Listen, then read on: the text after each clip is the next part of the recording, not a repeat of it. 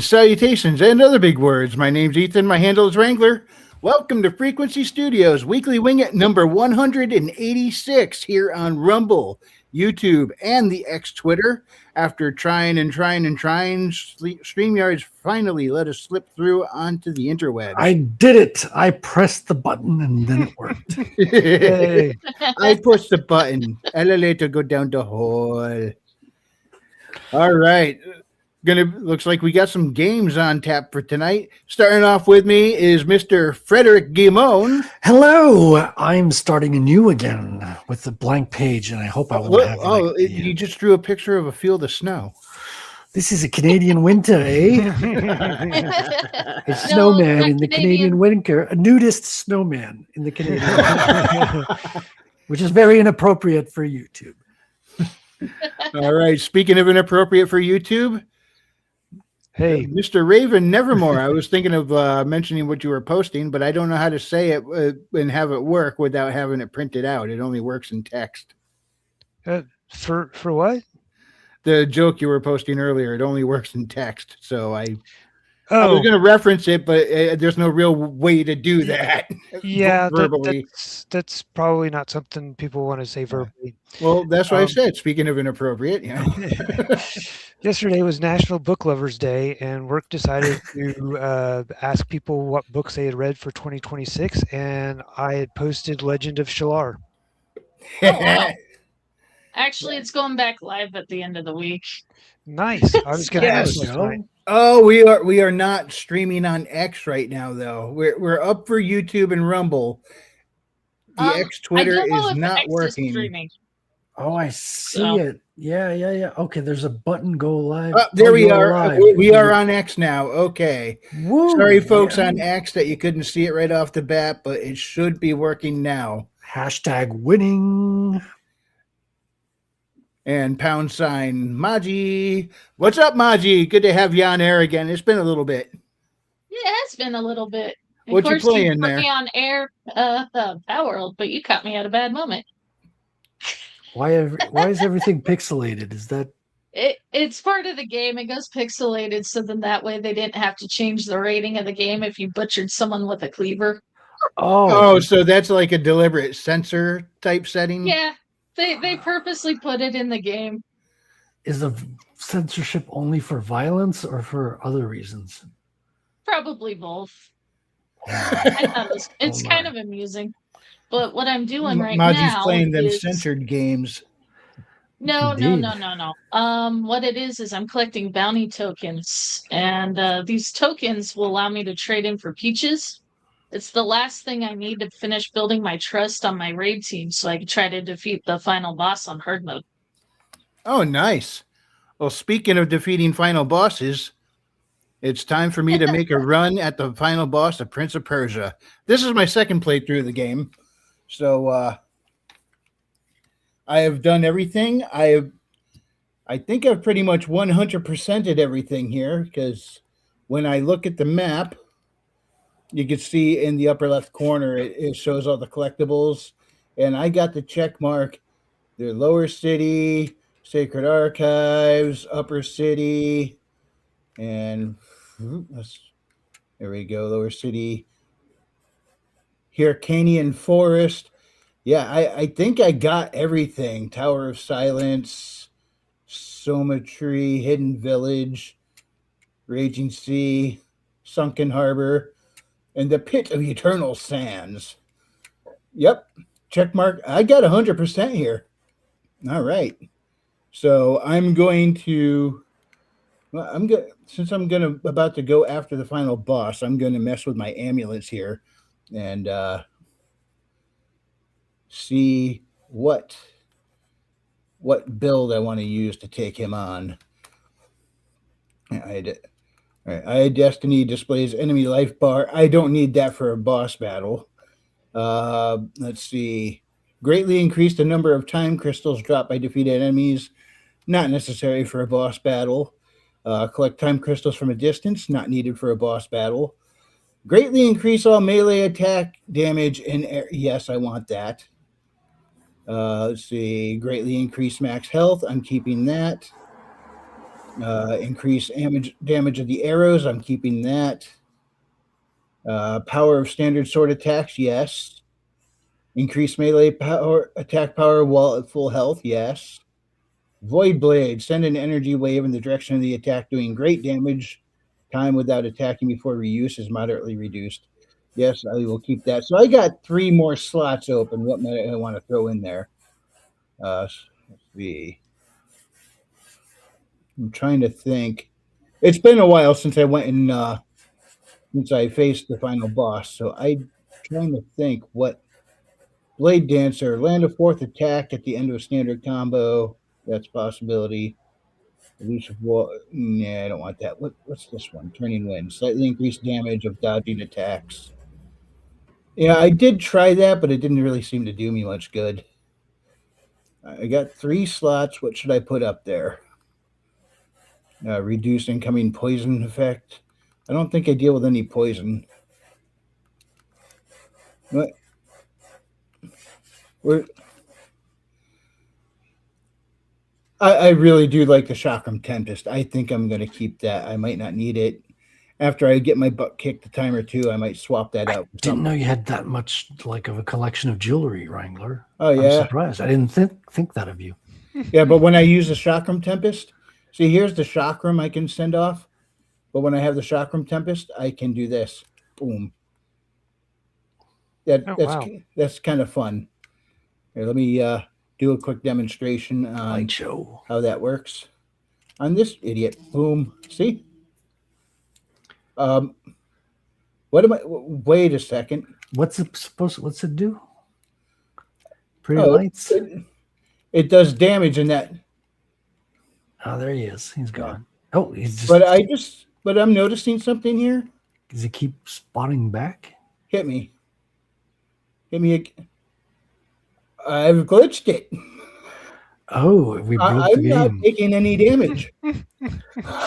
Well, go beat the boss then. Yeah. Is he the boss? Wow. Now this boss was a pain in the butt. I got my butt handed to me repeatedly before I was able to beat him. It looks like this time I don't know how I did this.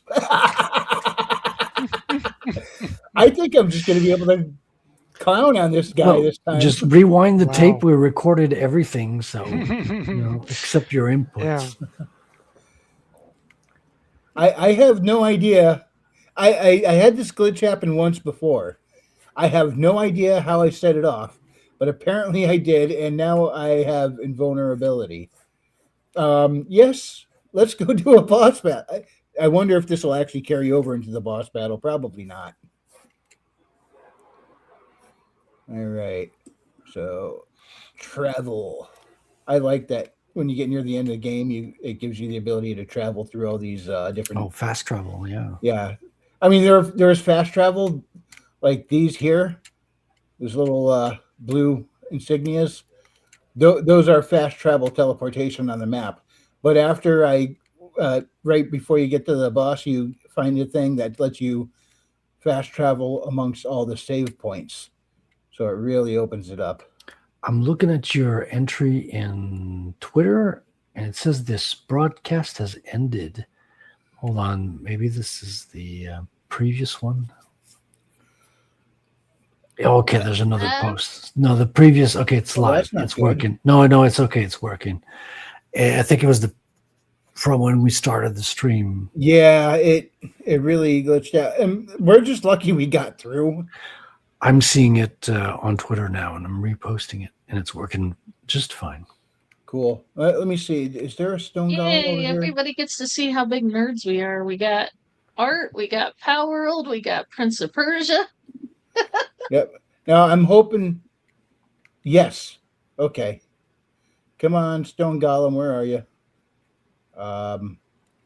Why didn't he come after me? Crap, I want the stone golem. All right, fine. I'll go get him from somewhere else. Because I just want to be a bit of a dick and bring a stone golem with me and throw him at the final boss. Yeah, your little pet thingy that you threw out and got him to fight last time. Yep. So let's see. Is that a Pokemon? Sort of. I He think I like can puts get it one in over his there. magic bag, and then whenever he pulls it out, the monster is stunned or something, so it doesn't know that he's a bad guy, so it fights the boss for him. I think it's called the Claw of the Simurgh or something. I can I do this. Whoops, nope, that's the arrow. I do that. It opens that little hole right there, and I can pull in an enemy, and then when I release him, he's brainwashed to fight for me. So I think I might be able to get one down at the bottom of this wall over here. That game looks so Geronimo! beautiful. Boom. I can't get over how painterly this game looks. Yeah, that's not a stone golem though. That's just A silver whatever. golem. Dang it! I want a stone golem. Don't we all? It looks like I'm not getting one. Let's see. And who just popped in the backstage there? Mr. James Esparza. What's up, man? How you Hello, doing? friends. Hey. Hello. How's it going? It is well. Nice work day today. Got some stuff done. Now I'm relaxing and sweating underneath the sun. Relaxing and sweating. Yeah. Sweat laxing. It's like a personal sauna. Yeah. Sweat Nice. lax. It sounds like a one of them spa supplements. There you go. Sweat lax. What? Relax while you sweat. If I cannot have a stone golem, I'm gonna go get a kitty. Yes. Also, I came to a light epiphany today because, we've been talking about physical media lately. We need to get our physical, but I realized it's not necessarily physical that's important as much as it is true ownership, as much as it is having the copy on your drive or in your hands. And I say drive because I also realize as an owner of older discs, eventually they're going to break down. Eventually what plays them is going to become obsolete technology. Yeah. The digital copy, you can play it anywhere. You don't need no internet, and you can just make endless copies of it. You know how long it took me to find a decent CD player? Oh yeah. Or you rip the CD and then mount it as a new file drive in Linux. Amongst other things. Yeah. Where Very can I get a versatile. Walkman? Yeah. I own a Walkman. I own cassettes. And guess what? Half of them sound terrible because there's a lot of nostalgia behind it, and older cassettes over time, the tape itself becomes damaged. Well, this might also be due to the bands It's you're your listening Twitter to. handle. James. Okay, if you think Rush sucks. I just said it sounds terrible. I'm just saying this is a variable we must consider. Audio quality wise. Audio quality. All right. It's time to go. Boss time. Time to go beat this boss's butt or get my butt beat. I don't know if this invincibility is going to carry over to the boss battle. Yeah, let's see if that invincibility holds. My father gave you the key to the palace, didn't he? Then you can enter the Hall of Divination, ready to face me, the older me who has lost control. Sargon says, "You've seen your older self?" Varhelm says, "I just know he's there, and I don't want to be like him." Sargon, "You're still my friend, aren't you? There has to be a way to save him." Sargon says, "I'll find a way. I didn't give up on you, and I won't give up on him." Okay, warning, there will be no turning back. Are you ready? Nope, let's do it anyway. Do.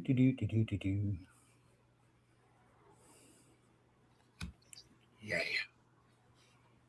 I feel like I could just smoke it. And there's old man Varham. Of course there is.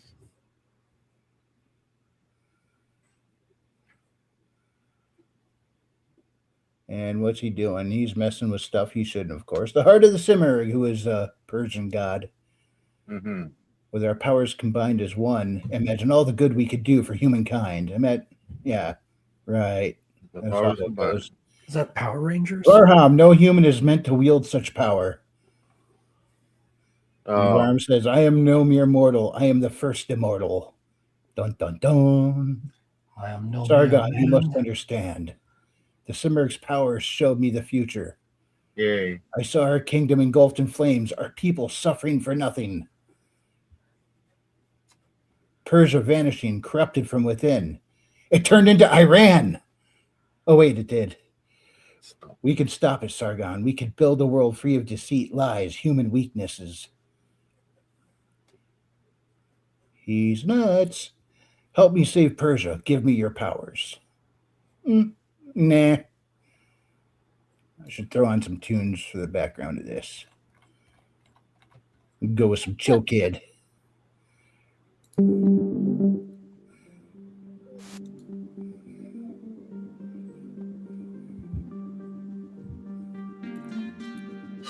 All right.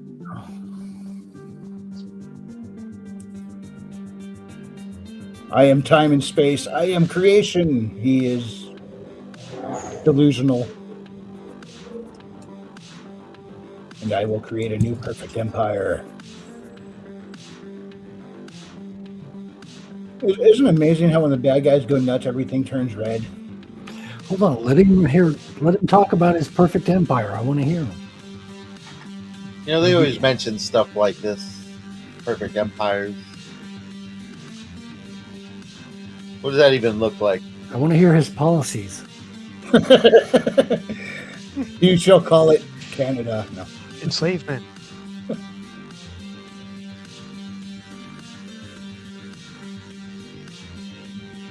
All right, gravity's messed up.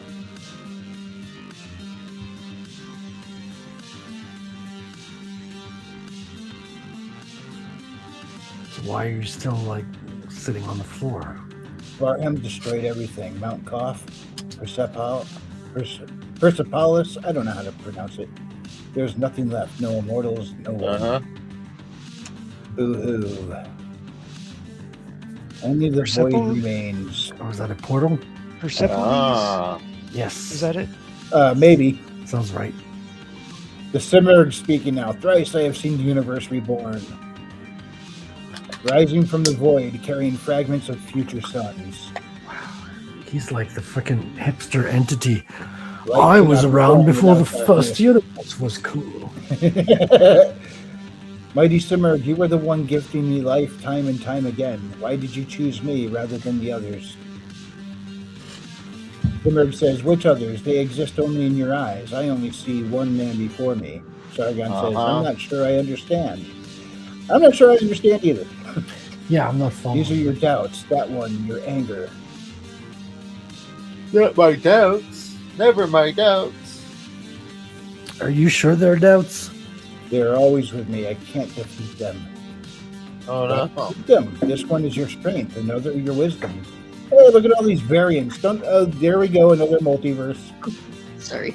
I tried All to. are fragments of a future sun. He who accepts the universe becomes the universe. Be the universe. This is some hippie woo-woo crap. Yeah, this is some new age shit. Yeah. I think. Honestly, it sounds like generic bad guy crap I heard 1,000 times over again.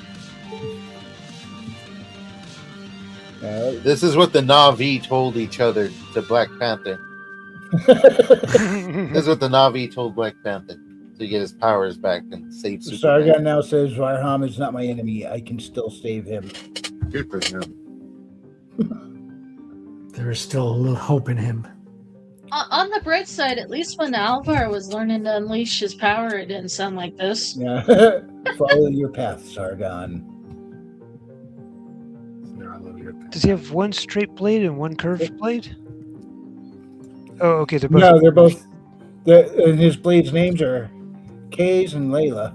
Just one is a bit straighter before it curves. New location discovered. Crossroads at time. Okay. Time to go do stuff.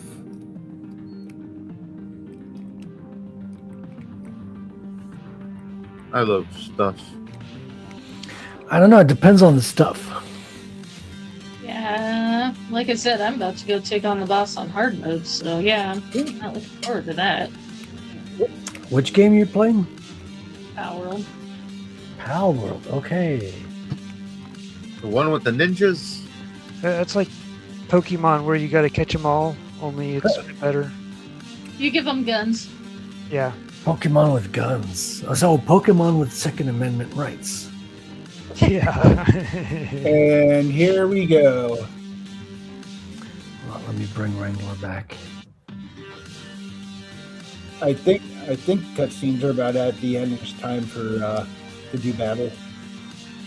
What's more dangerous than a black hole? 2 black holes. Ooh, shiny. The question of what happens when a black hole swallows another black hole is similar to what happens with the bag of holding when you put another bag of holding in it. Ba-boom.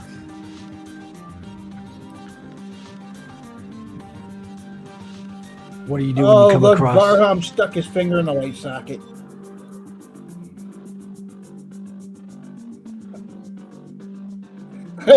Read out. Oh, I get it. Did he bleach his don't hair? Does Varam bleach his hair? Oh, hey guys. Speaking of Readout, I don't know if you saw his posts on Readout Productions, but his SSD drive kind of burnt out, and he's looking for helps donations so he can buy another one for his. Oh no. Oh no. All right. For those who don't know, Readout Productions does history archives on his channel. He goes through like old war, Civil War sites and old cemeteries, telling stories of lesser known people and some of the more well known battles, trying to preserve history before it either gets lost or changed. So, He hangs out in cemeteries, you say? But no, his history buff stuff is really good. Dang. Especially like when he goes out to the old war forts and his knowledge on old trains and mines that most people no longer know about. He tries to bring to life a lot of local history and the backbone of the U.S. in forgotten times. So, yeah, any kind of help, just go to his channel, and he has the Codeo Buy My Coffee, but it's actually going to go towards the hard drives to try to get his Ko-fi link. Do you have the link to it? We could probably share it. Oh, he's rewinding me. Here, let me see. Spread the word. Oh Yes, wow. Please drop that in the link in the chat for that. Oh, okay. So it wasn't his SSD on his computer, but he needs another SSD for external. Oh, I'm reading this. Apparently, he caught an STD. He needs some oh no! Wait, I'm on the wrong page. Virgins can't catch us. Sorry, readout. Sorry for the confusion. Still no damage taken. Nice. Yep. I am invincible. Okay, so he's wanting to go ahead and like save the data before it crashes, which is smart. Yeah. Because saving after the crash it's not as easy. So. Well, not only that, but I mean, he's got a lot of historical photos and videos and stuff that might not be around much longer. Yeah. That's why they call it history. To kind of give you a rough idea, so I actually had somebody come in with dad's back at the Navy back in the day would give you ship cards on ships that you worked with. Well, I actually had somebody come in with a colored ship card of the USS Arizona because his dad worked on it before it went to Pearl Harbor. Wow. Those don't exist anymore.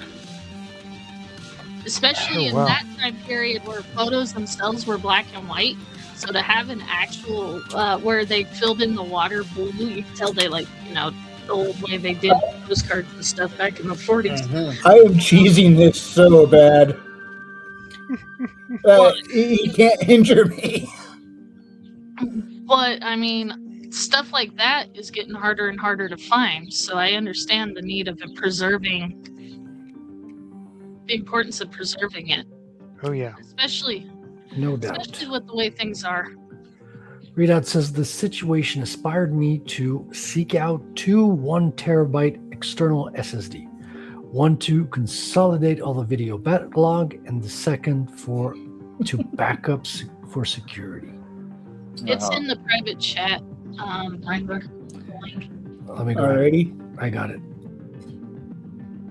But yeah, no. If we can help him Well- get his drives. It's not like I'm about to get killed or anything because Oh no.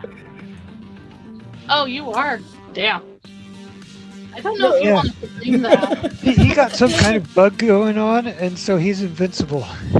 yeah. Yeah, but Whoa. I'm not sure you want to stream that kind of a bug. It was So I completely pasted the link accidentally. in the chat. Anyone who Right. wants to help read out, hit the link in the chat and help us preserve a part of history. And hail Chrissy. How you doing? This bug. I like this bug. Now, here, kitty. Oh, wait, he's gonna. Since when do angels bleach their hair? Maybe it's Chris Angel. I don't know. All right. Now, you know Because what? video games. Yeah. That makes too much sense, James. That is the answer, man. You know, I'm letting the cat out. There you go. He's not in a hurry. Oops.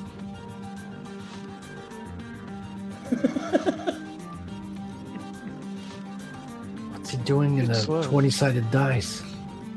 He's rolling, man. Rolling. He's gonna roll a 1 if he doesn't do something. Meow. That cat's not gonna last very long. Well, he's got 9 lives, doesn't he? Well, it's supposed to.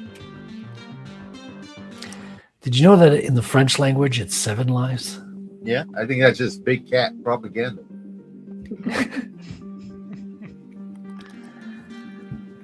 It's true.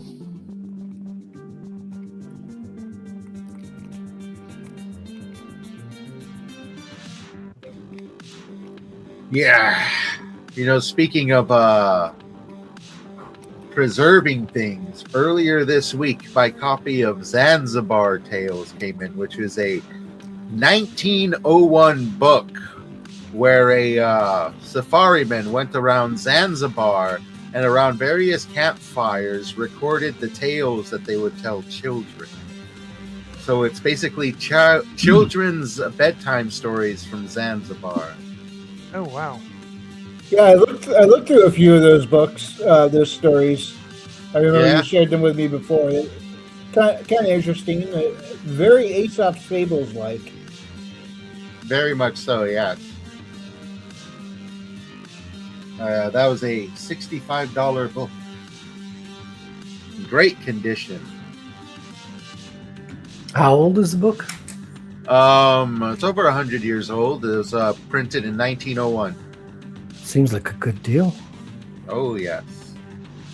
There's a lot of great books out there that are good deals. Readout says, any support will be greatly appreciated. The fundraising objective has been live for a few weeks now. It's not life or death. It's just something that would improve the storage of my video archive. No, dude, it's a legit need you have, so keep putting it out there. Hopefully we can have some people watching, throwing a little coin your way, help you get on your way to the goal and preserve some of the wonderful history. Because Yeet has drive if you have coin.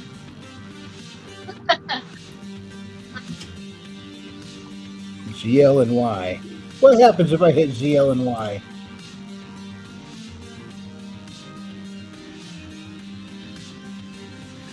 ZL I get, do- but I do why? Kind of Dragon Ball stuff, I guess. That's cool. That's very Akira-like. That's taken from Akira 100%. Are you sure? Are you doubting it? I may. Maybe it's taken from something that took it from Akira. Doesn't matter. Digimon is Still coming goes in back time. to source. Akiraception. Sourceception, baby.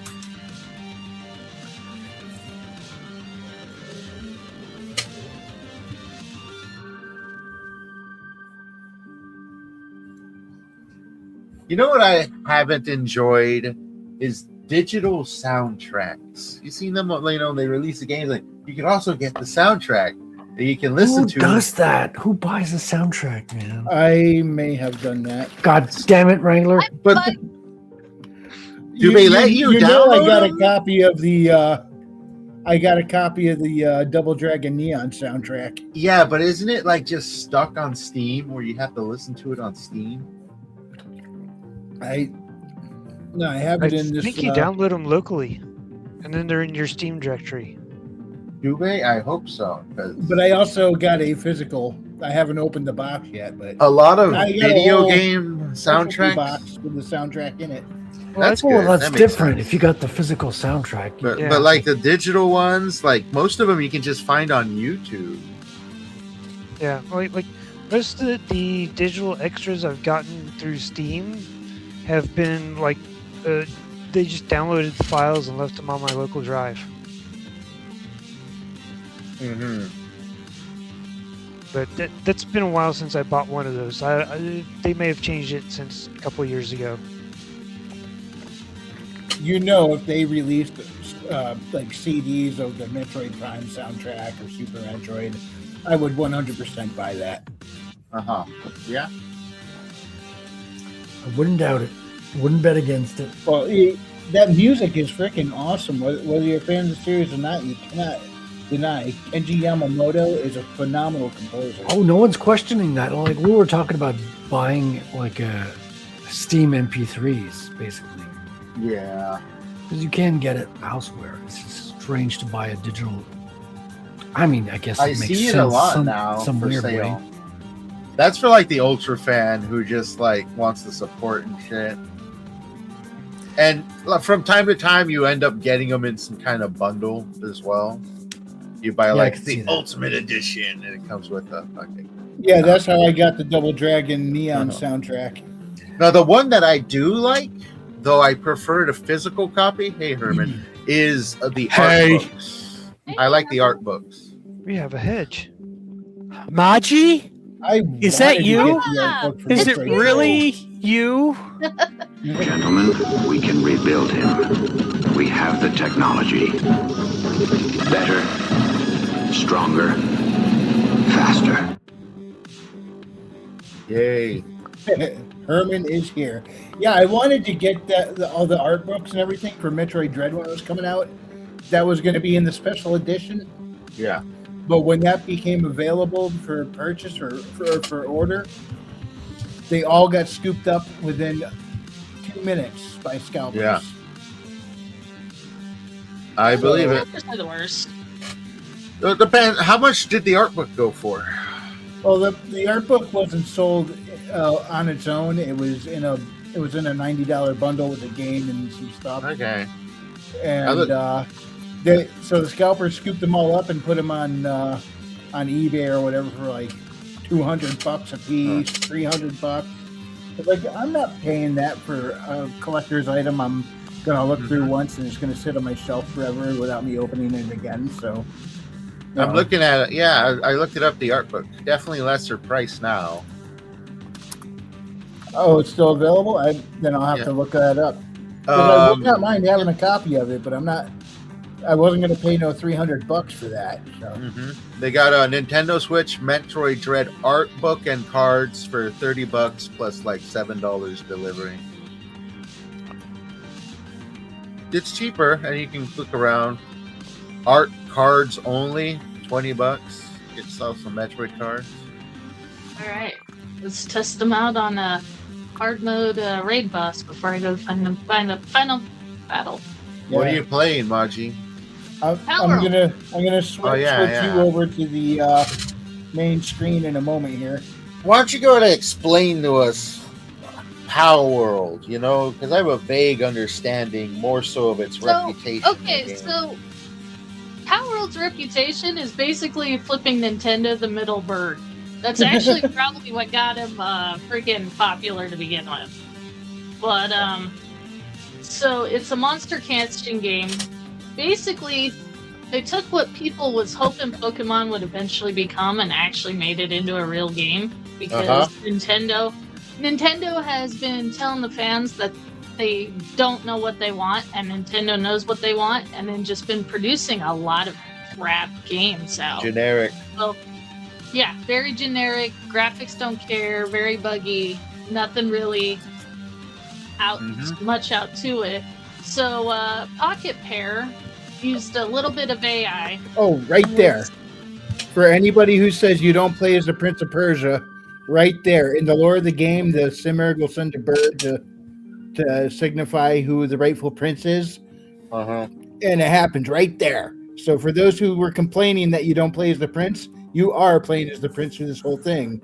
It's just wasn't made obvious. You got Herman. Yeah, Herman, always complaining. Sorry to cut you off, Monty, but it was on the screen for a second. I couldn't pause it. Can I complain? Yeah. Sure, why not? Okay, yeah. God, how do you know he's the prince? Okay, that makes it all okay. Right? above board. Yeah. Oh, you may continue, Maji. But anyway, so when Pocket Pair released the original Power World, a lot of people liked it because it ran a lot smoother than the last game, but there was also a lot of stuff to it.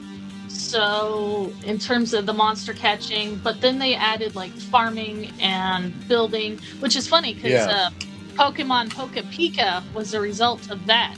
So Power World, Nintendo got mad and started suing Pocket Pair like crazy. But Pocket Pair was, even though they didn't have the superior lawyers, they were smart enough to dodge them along the way. So then at the end, it actually cost Nintendo more than what they won, because they only won like $30,000, which Pocket Pair right now, Power World is one of the biggest played games of the year. But remember, Nintendo's strategy wasn't to get a lot of money out of Power World. It was to put them through a war of attrition in court, so they would go under and the company would shut down. Gotcha. So this is definitely a monster collecting game at its heart. Yeah, at its heart. But then, you know, they made it more adult-like with guns. As you can tell, I'm using a blaster. Yes. Okay, so these are new additions to the games. These weren't at the beginning. Pokemon with the Second Amendment. This is one of the raid bosses for the beginning. Trying it on hard mode to test my team before I go up against the final boss. Now, what is your favorite POW? Tell us about your POWs. My favorite actually depends on what I need it for. Like right now, I have a couple of buffers that is always on my bar, but that's because they buff my damage. My absolute favorite are the Moltrons, which is the fire versions of these guys, but that's not what I need for this fight. Gotcha. I'm not sure I have enough damage for this fight. So. Now those guys are white. Obviously, they're a little frosty on the back, so I assume they shoot sulfur. No, they shoot ice. Gotcha. I'm trying not to die. Hold on. That's too bad. Continue talking. But is that a POW that you just use to kind of maneuver about, right? Okay. So how much do you take into combat here to fight? What do you mean? Like you have a few here. How much is your max? For raids, the max is 15, but usually, if you're going up against boss, it's only 5. Okay. It looks fun from what I can see. It's pretty hectic.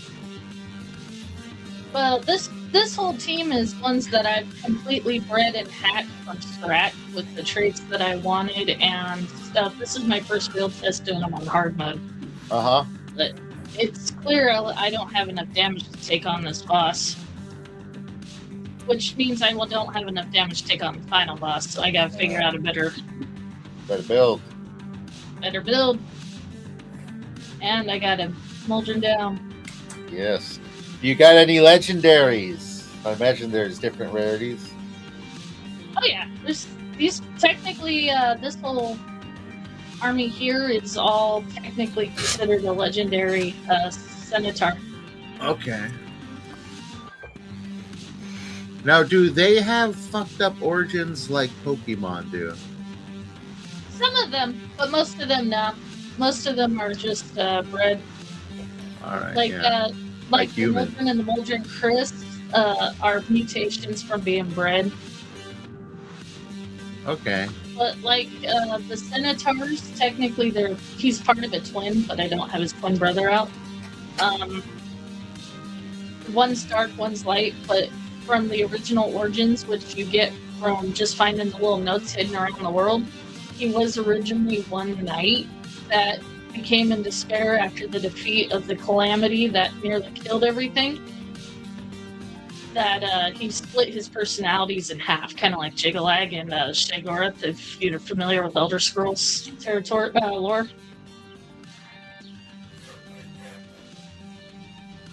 But yeah, see, the raids are timed. They're only about 10 minutes, and in fact, I only have 6 minutes left, and we're not even a third of the way down in health. Tells me I don't have a lot of enough. chaos happening on the screen there. The visual field gets very complex.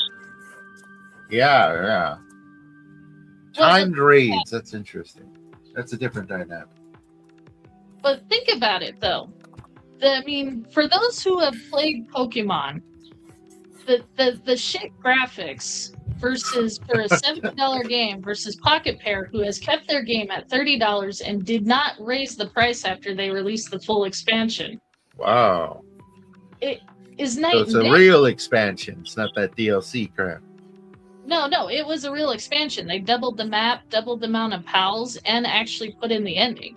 Pal World, technically, if you bought it at early stages, was just that. It was basically their way of testing it, and then they perfected a lot of the bugs, and they made it nice and clean. I've only had a couple of serious glitches that caused me to log out and log back in, but it's not. I haven't run into anything game-breaking like you do with so many modern games now. Interesting. Must have had a good team. Or it's a passion project. Well, I've seen a lot of passion projects go to shit, but then again, those were on the smaller development side. I'll be honest, there's so much happening on the screen right now, I can't tell what you're trying to do. I imagine she's shooting something. Yeah, just follow the numbers. Pew pew.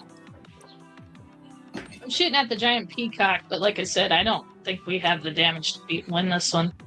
No, it's time.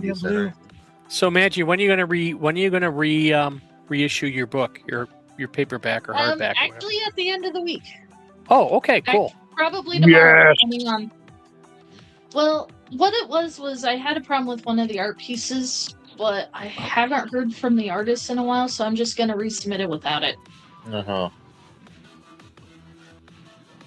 But it is what it is. So I got an original copy with the art piece. It's going to be a rare copy. No, it's going to be a non-existent copy. It's not non-existent. I have one. Yeah, I got the physical. She's gonna visit. She's gonna break into your house and steal it. I said it's non-existent. Wait a second. Yeah, you're going to be just like the subscription services where you buy the movie and it's in your library, and all of a sudden one day it's gone. Yeah. Ethan walks over and there's a gap in his bookshelf. Was it Maggie's book there? He finds a note. Sorry I had to take the book. There was no book. Yeah, meanwhile, while I'm sitting there staring dumbfounded at that empty slot, she's actually hiding like in the cabinet waiting for me to leave so she can leave. She's got a ninja costume on. I built it too far away from the battle. Damn it. Yeah, I've been waiting to buy your book. I looked and it's still not there. And I'm like, damn it. Well, that's because I was trying to give them some time, but yeah, I know. At the same time, I got to get it back out. So, Foo Man Blue has joined the chat. Good to see you, Foo. He says, "Hey, I know that guy." Yeah, I'm gonna stop wasting ammo. We're not gonna finish this fight in time. You can do it. Don't despair, Maji. Never despair. Unless it's hopeless, then despair. Oh, no, well, the thing is, this ammo is really expensive because it's tech ammo. It's the highest tier you could get. But the bright side is I didn't lose most of my team. Most of them didn't die. I only lost about a quarter of them. Foodman Blue says, what did you think of Young Washington readout? Did you make a video? Get a chance to. Didn't he say something like a week or two ago about that? Yeah, you went to see them about it.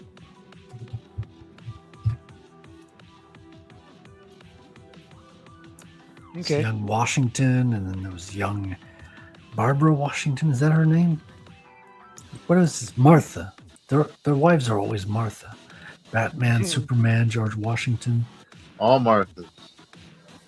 Why did you say that name? Martha! Martha! Martha.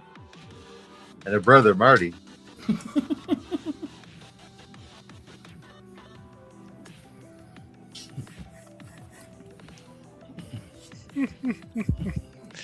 Meanwhile, the credits are still rolling over here.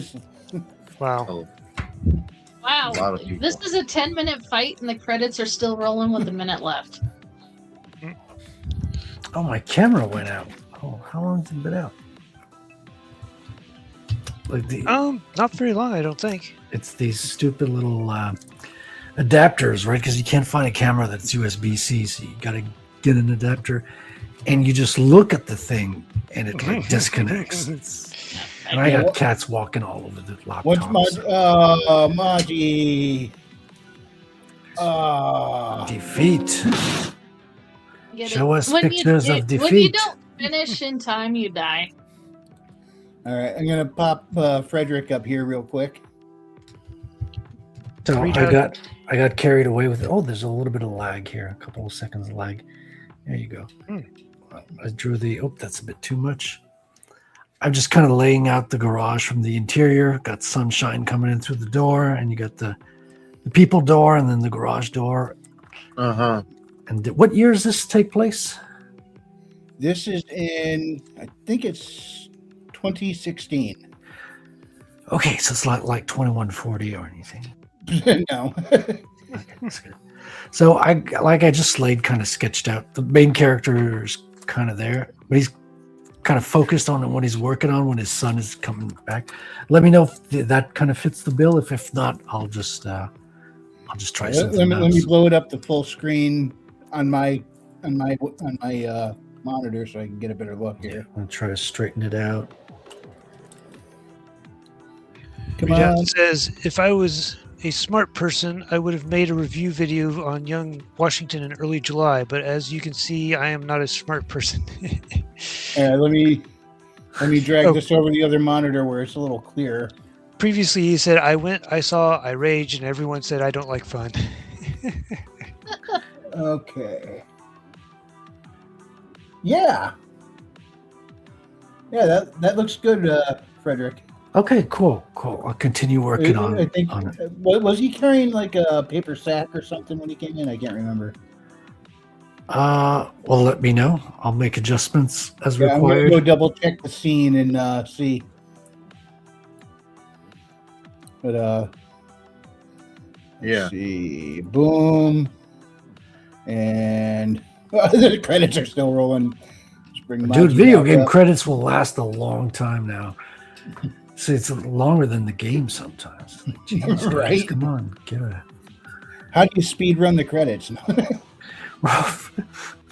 Let me catch back up with the chat, and then I'll go check on that. What's going on here? What is up, Okay. chat?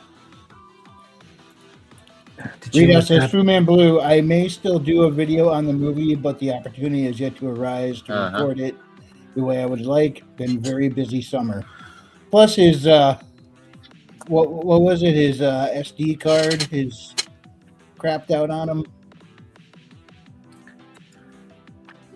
No, I think he's afraid his computer is going to crash, so he wants to get an extra disk to back up his data before he loses it, Yeah. as opposed So, to after. There's a link to his Ko-fi if anybody wants to donate to Readout. He does a lot of historical videos, and No, go check out his channel, Readout Productions. He does retracing history. He goes through, debunks a lot of misconceptions. He knows what he's talking about, especially when it comes to Civil War era. Yeah, I love history, man. I was actually into history before it was popular. I think some of us were part of history before it was popular.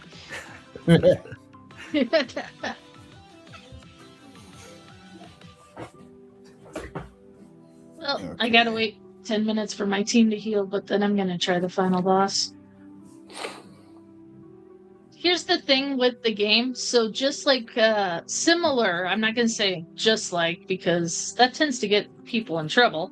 Similar to Pokemon, elements is a big deal. And technically my army, the one I was just fighting, is considered a dark class. Well, so is my entire army. The one I'm preparing to go fight doesn't have a class, so it doesn't have the elemental weakness or any kind of element. It is stronger than it because it doesn't have an elemental class. Hey, look, a Dragon Egg. Or, No class at all.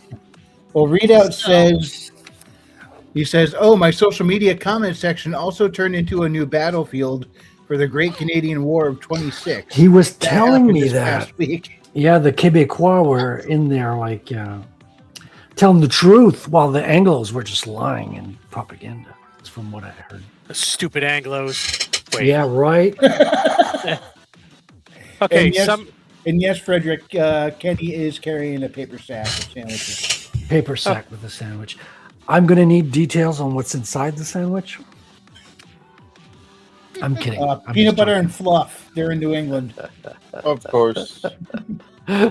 It's either that or something with bacon. I don't know. It affects the weight of the sandwich and the way I portray the bag in the shadows with the light reflecting off the darkness. Is it of the refracting floor. or refracting or reflecting? It's reflecting off the dark because it's got a dark floor, so it's just a dim reflection, right? Which is why it comes in depending on what's inside. Is it salad? If it's salad, he's going to be sick. No, later no, on. they're dudes.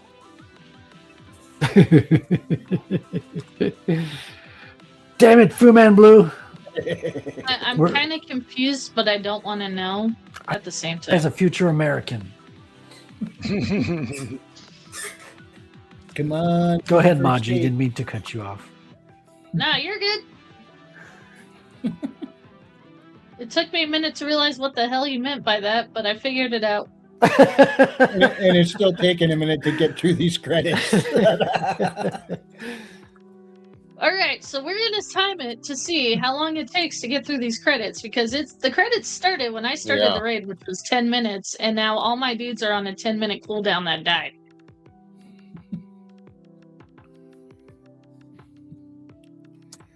See, Okay. Readout says, all I know is the comment thread went deep and started being written exclusively in French. And at that point, I moved on to my next project. Meanwhile, I keep getting notifications. Wow. Those credits are moving slower than Undertaker making his entrance at Mania. First of all, Readout, I am disappointed. Okay, all you had to do was DM me, hey Frederick, what are they saying? Because I know they must know the truth, being Quebecois and knowing their history.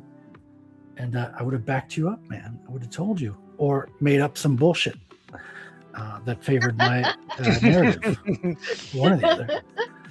In other words, you would have given Frederick an excuse to become a U.S. citizen after having the mob come after him. We're just going to rewrite history together here. I wish, but what are you going to do? And yes, I wasn't have even- to fully acknowledge my beating the boss there doesn't really count because I was glitched and invincible. So that wasn't a true victory. But oh crap, I got to go through the whole game again to get back to it to do it right. Okay, I want to do a little contest. Okay. I want a cool name for an orc-like race. Because I am literally working on a list of ideas for my Okay. next book. First Go. things first. Quebecois. Before I start, orc, good, bad, more like crafter orc or evil as in Tolkien? Oh, they're orc? going to be evil Tolkien orcs. They're going to be warlike and vicious and mean. But Gotcha. I don't want to use orc, and they're not going to look like orcs. I still haven't figured out what they're going to look like.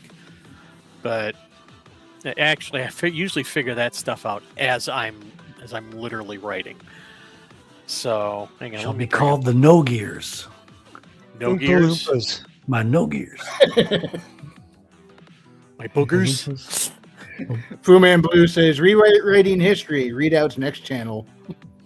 I'm gonna flip over. To the. Readout says, Okay. Fu Man Blue. Many boos may be implemented on that one. Okay, Yeah. so give me The some ideas. Fukawi. An orc that Fukawi? isn't. Yeah. That way, when they go everywhere and they introduce themselves, they say, "We're the Fukawi." No, I mean, come on, guys, be serious. Make it sound. Make them Well, sound are you kind looking of for an English nefarious. name or like a name Krishnar. in their language, like their grunt like kind of? It doesn't matter because when the protagonist sees them, they get it. He sees like a bunch of them, and they're kind of like fleeing for their lives. They get obliterated by a worse group. So, but I wanted, Okay. What culture are you pulling from for your fictional story? I'm not pulling from. Okay, so Well, it's in the actually, air. I'll tell you. He's I'll tell asking, you are what. they orcs? Or are they representative What of is their Mexicans or culture blacks? like? Yeah, no. Actually, what I'm doing is, Romeos. when I was writing the book that I'm working on now, which, by the way, we're working on a cover, and I got my edits back. When I was writing this book, writing the book that I'm trying to produce now, one of the things I wanted to do is I wanted to write something similar to the 13th Warrior. And Yeah. a couple days ago, I came up with some really solid, good ideas for that book, and I've decided to put the Hal Cedric book I was working on, put it on a shelf and work on this one. And this one I may try to traditionally publish because it doesn't exist in my world as it stands right now. I talked to some people I know who are fairly well connected with like Bain and Art Press and all that, and we talked it over. He said, yeah, trying to sell a book in your current world, it would be a hard sell. So I'm going to start a brand new world,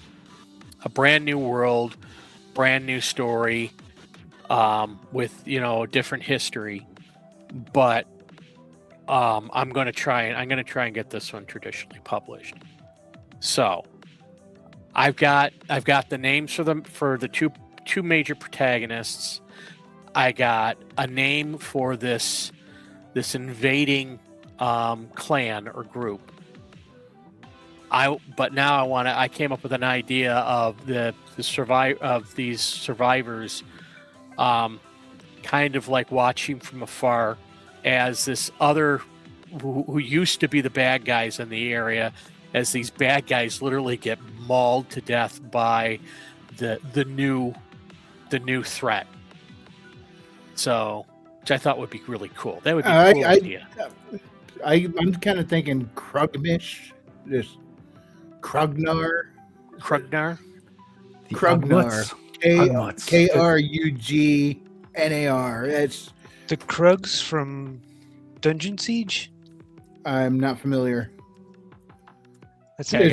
Is that an existing word already, or Grimlocks. No. Well, here's what I got. Krug. Okay. Well, the one The character is Lacroix. called Thoric. The other one is called Hogath. so something with K's and G's in it? Well, hang on. I have a Drigir, which are ghoul-like minions, and then there's Kithkiri, which is this new horde coming down from the north. What So about Gekreebs. The Gekreebs.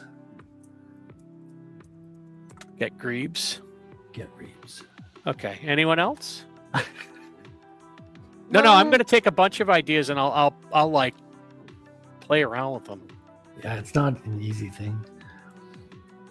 Something Might that I be sound- reaching the end here? Oh no, wait, here comes some more stuff. User research. Wow.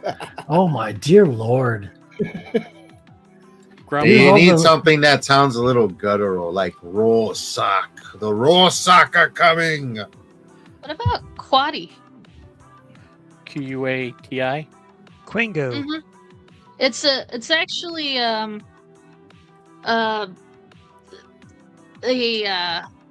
one I kind of okay. So I got it from the Qualahaki. I'm pretty sure I'm pronouncing that wrong, which is Cherokee for dead spirits or spirits of death. Koala hockey. That's it. That's actually interesting. That's an interesting. I like that. The koala. Gala Kiss- hockey. Koala. T'Challa. It's this is how you pronounce it. This is not how you spell it. It's KALAKISUKI.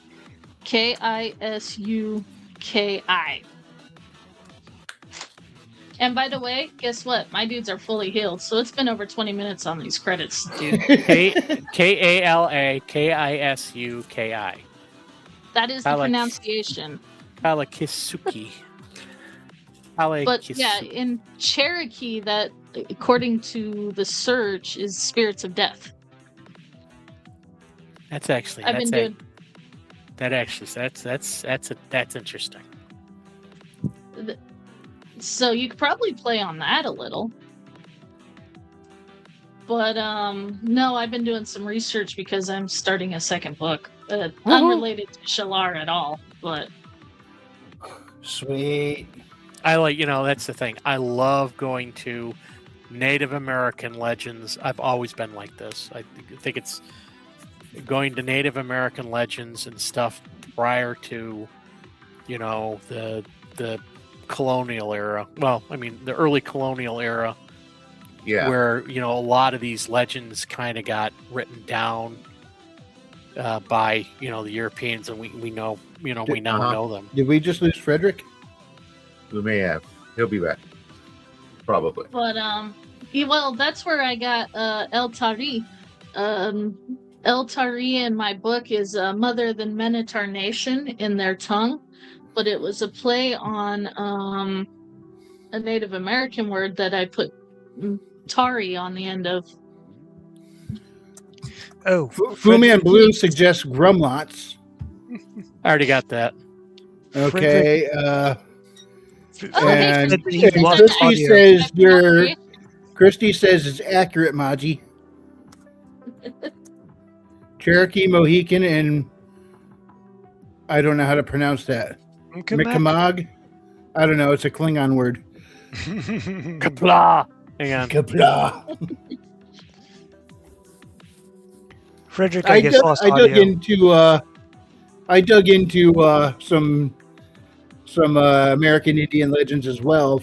In my book, I have gnomes, a tribe of gnomes who are the Pukwudgie. That sounds too light. They're from fourth density, pretty much Delaware. If you go to Delaware and shift into fourth density, you'll find the Pukwudgie tribe just hanging out. Well, there was a Cherokee, or not Cherokee. I think it was Ojibwe. There was an Ojibwe like cannibal sorcerer called the Geebies, but that doesn't sound threatening enough. No. TVs. The Bee Gees? Christina says it's pronounced Micmac. Mi'kmaq. Mi'kmaq. Kapla. GBs. But- GBs. I think I'll go with that one. I'm gonna have to credit you with that.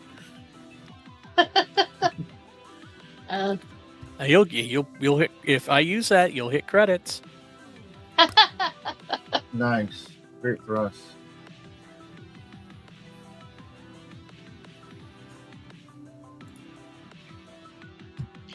What are you buying, Maji? It's Big Mac. I'm I'm feeding my troops before I start this not so hard battle because they needed. Most of them were starving after the last battle, so it was easier to go into a not so dangerous raid and feed them first, then put them 5 at a time in my inventory and stuff them full of food.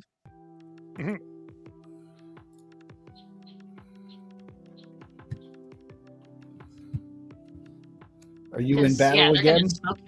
Well, kind of. They are so over his level that it's going to end very quickly. It's done. He's got a phase 2, but he's going to be dead before that phase 2 is even started. There you go. Play the Hornet theme song while you duke it out. Yeah, see, like his health is already gone and he's in phase 2. Wow. Granted, this wasn't hard mode. This was just a normal fight. My team, I've been breeding for hard mode. Of course. Readout says, wait until we get the generic translation credits that come on black backgrounds after your bigwig end credits.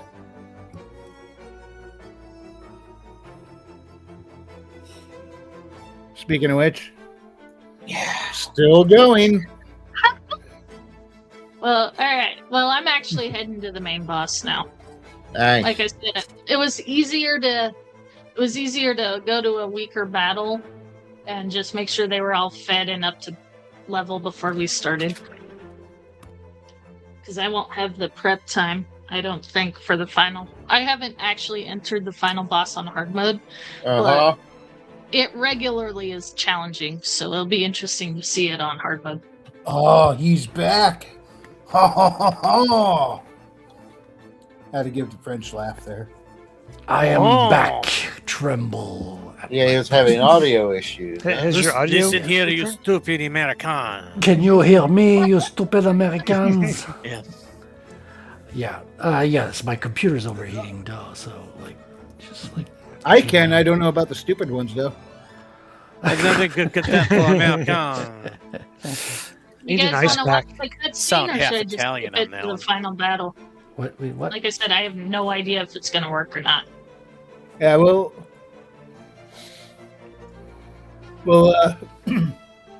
yeah, we can do the cutscene if there's any decent lore dropped in it or anything. Nah, not really. Besides, I have the sound turned off, so then that way you don't get copyright struck from any music. While I'm playing something from Ken Larkin in the background, which might get me a copyright. Fu Man Blue said, stupid one checking in. I hear you, 5x5. Roger.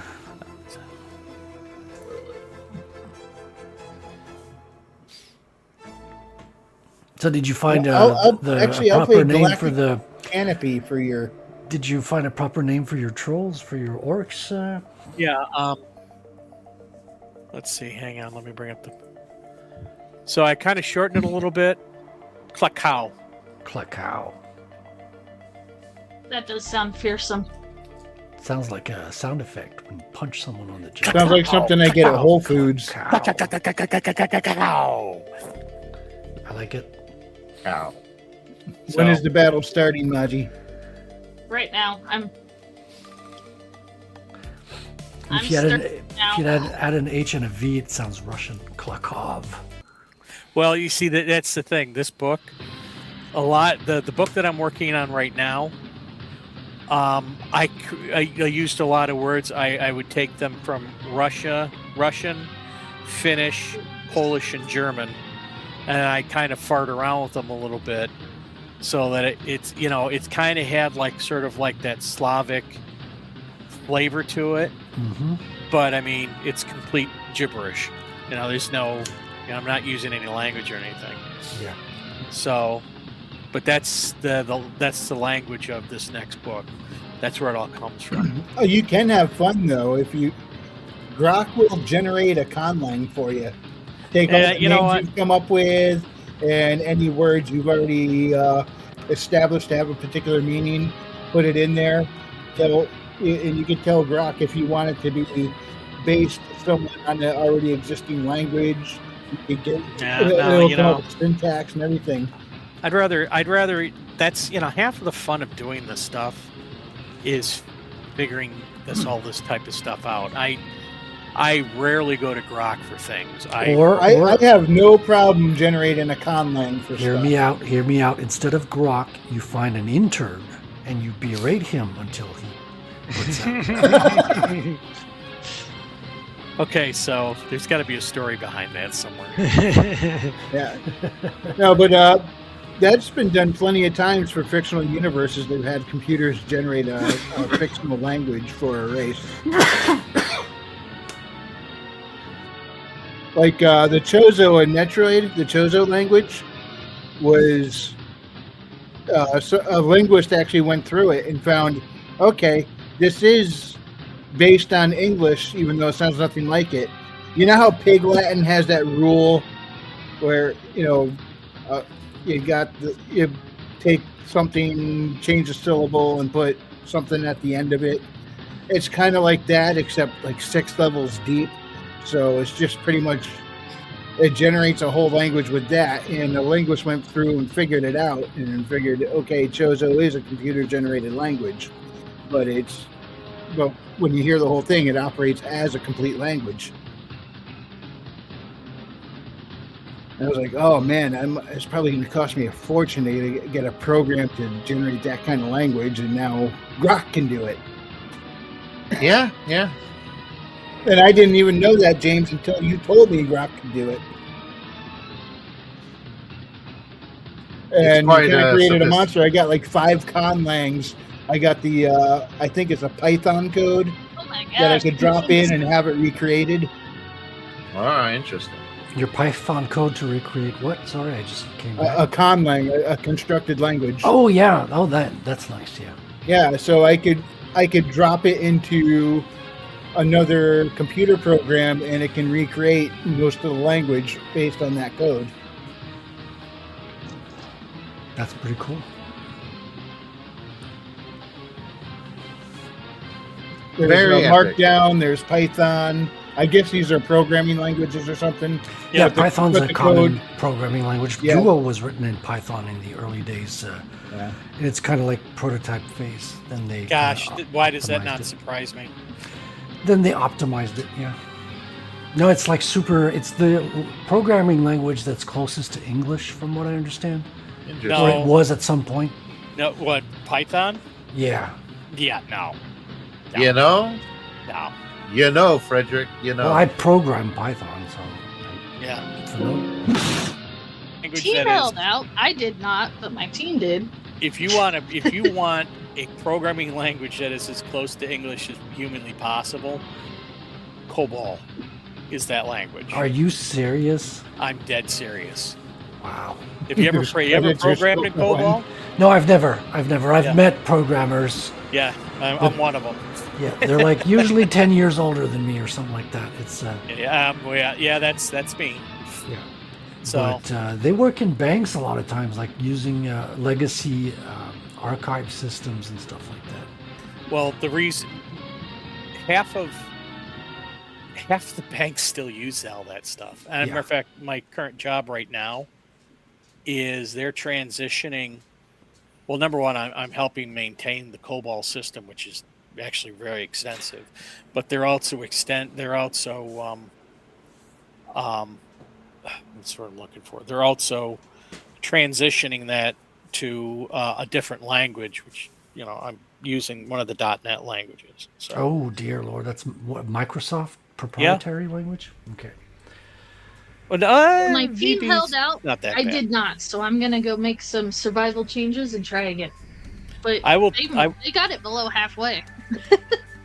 I will tell you this. Microsoft C# beats the living crap out of Java, like hands down. I've tried both, and it's like you got to be kidding me. People, I tried Java, and like, you kidding me? You got people actually working in this? Yeah, I've seen. Like I've worked with. Well, I'm a front end dev, so I didn't do a lot of back end. But like our back end engineers use Java, and had to use it in terms of production, setting up the production to work on the front end and stuff. And Java was always long and tedious to get running, and had these error messages that like were longer than Lords of the Ring. Long and tedious. These credits.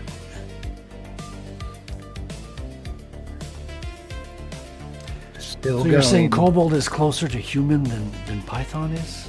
Oh yeah. I've human? programmed in both. Yeah. So I mean, when you actually have verbs that are add, subtract, multiply, divide, print, combine, select. I mean, it's like, and that's the thing I can never understand. The younger programmers are like, "Oh my God, COBOL, it's so hard. It's freaking English. You could literally read it. It's like reading a freaking book." No, they can't do that either, Hedge. Well, yeah. But yeah, they were also afraid of it, so they went and they got it. It was funny. Last place I was at, they went and they got an AI to convert this stuff into Python, and they made this thing so unbelievably screwed up that when I first saw it, I said, do you realize what kind of performance hits you're taking with the way that you've done this? That's the thing nobody ever thinks. Like the managers never think about that shit. No. Oh, it like, wasn't I want to add this guy, this and this and this and that and scope creep, all the things. It's like you realize now that it's slower than what it was before. Well, this guy was an AI expert and a senior software developer, and I'm like going, you don't know any of this, do you? If you call yourself an AI expert, that's a bad start. Yeah. So I just was like, yeah. So they got rid of me anyways, which is fine. I'm much happier where I'm at now. Yeah. Not happy with the salary, but I'm a lot happier with the people. Because they're real people. Yeah. And, What was it they were calling people for a while? Like Code Ninja or Code Monkey? And yeah, you know what? I'm so... don't even get me started. I'll just stop. They had a TV show called Code Monkeys for a while. Oh gosh. Yeah, it was a cartoon pixelated television show that was on G4 about game developers. Yeah. I've never heard it used in real life, but I'm sure it was. I will just stop. I will cease. Yeah. This is frustrating part. When you have multiple pals in your pal box, it's such a pain in the butt to organize it sometimes. Oh, I keep my pal box empty at all times.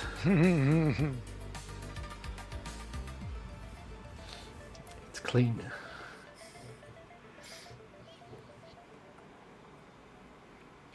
Do you have to scoop litter for your pals?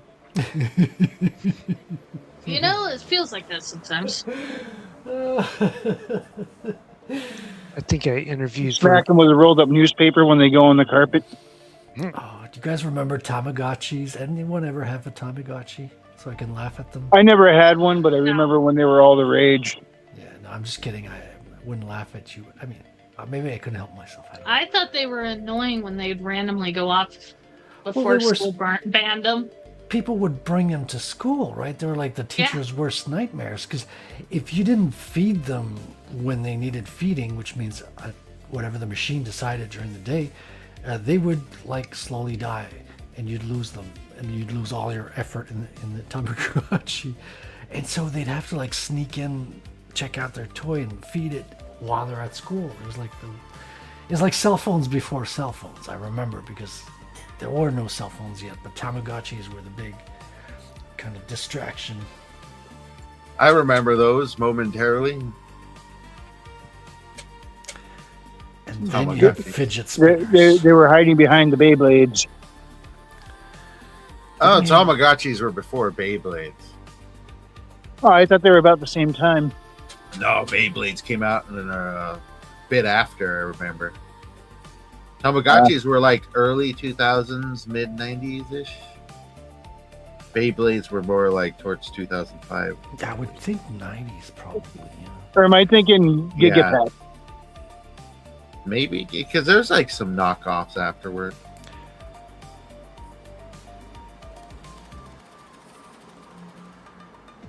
Let's wait for this guy to heal up real quick. Do you guys remember Chia Pets? Of course. Yep. Yep. And then you had Chia Obamas. Chia. No? Okay. Yeah. Yeah, you had the. They used to. They were have essentially like statues that had plant seeds in them, and then you just water them and it grew. Yeah. Oh yeah, and they had like infomercials, like on channels. Oh yeah. Usually late Yep. at night, like when Yeah. they'd be done with the regular programming of the day, they'd have infomercials, and that was one of the products that. Always Some of came them back. was like a bust of a head, and you could grow the chia as the beard of the guy's face. Yeah, yeah. I mean, they'd have this song, this annoying jingle, chia. Yeah. Chia. And then they became like something everybody wanted to eat at Whole Foods. The chia seeds. Yeah, it didn't take off here where we speak French because chia in French just means I just took a shit. So marketing was not cross languages, you know. Come get you. I took a shit. Nova. Yeah, some things. Well, it's like ChatGPT is the funniest one because the letters GPT, when you pronounce them in French, it's a homonym to if you were saying I farted. So it's like saying chat I farted. And so it's just like the most ridiculous set of letters in French, but like English speakers can't detect it. Like you just don't know.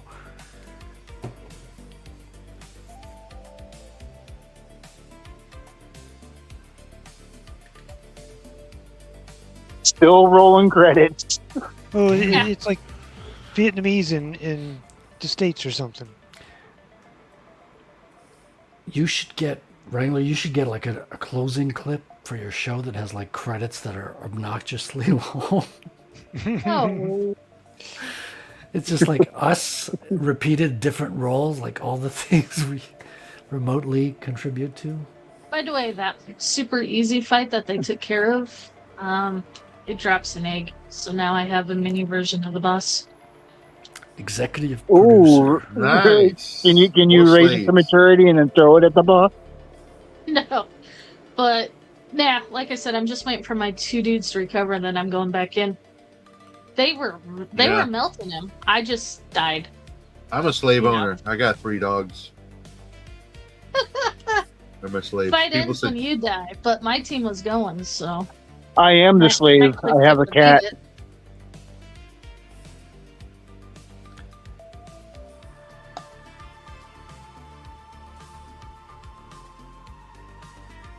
No, I don't. is this a public shop or a custom like instance place? No, this is the PAL box. So these are all the PALs that I've tamed or caught or raised. Yeah, you put it in your Most thing. ones your with kennel. repeatables, like rainbow traits, those are all ones I've bred. Like this guy. So a PAL here- box is like your kennel, right? Yeah, pretty much. Yeah, but this So this kennel building is a- you're in. Oh, this I built myself. Okay, so it is an instance. let me- These are all yours. Yeah. See, I built this myself. I made it look like a Japanese shrine. Okay, is this a Japanese game? Is this from me too? Pocket Bear's from Japan originally. Originally, okay. But this particular area actually is called the dancing chakra or sakuras. So like this is a boss tower over here, one of the main bosses from the original game.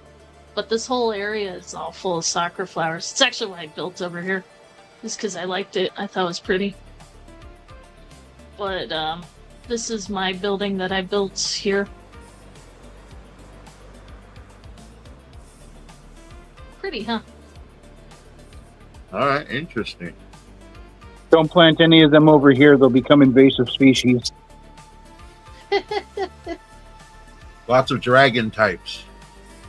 Oh yeah, they're my favorite types. I mean, a lot of people, like one of my buddies, he purposely, his entire base, here I can show you, is full of the smaller ones. They can function just as well as the older ones, or the bigger ones, especially if you have the power-up books.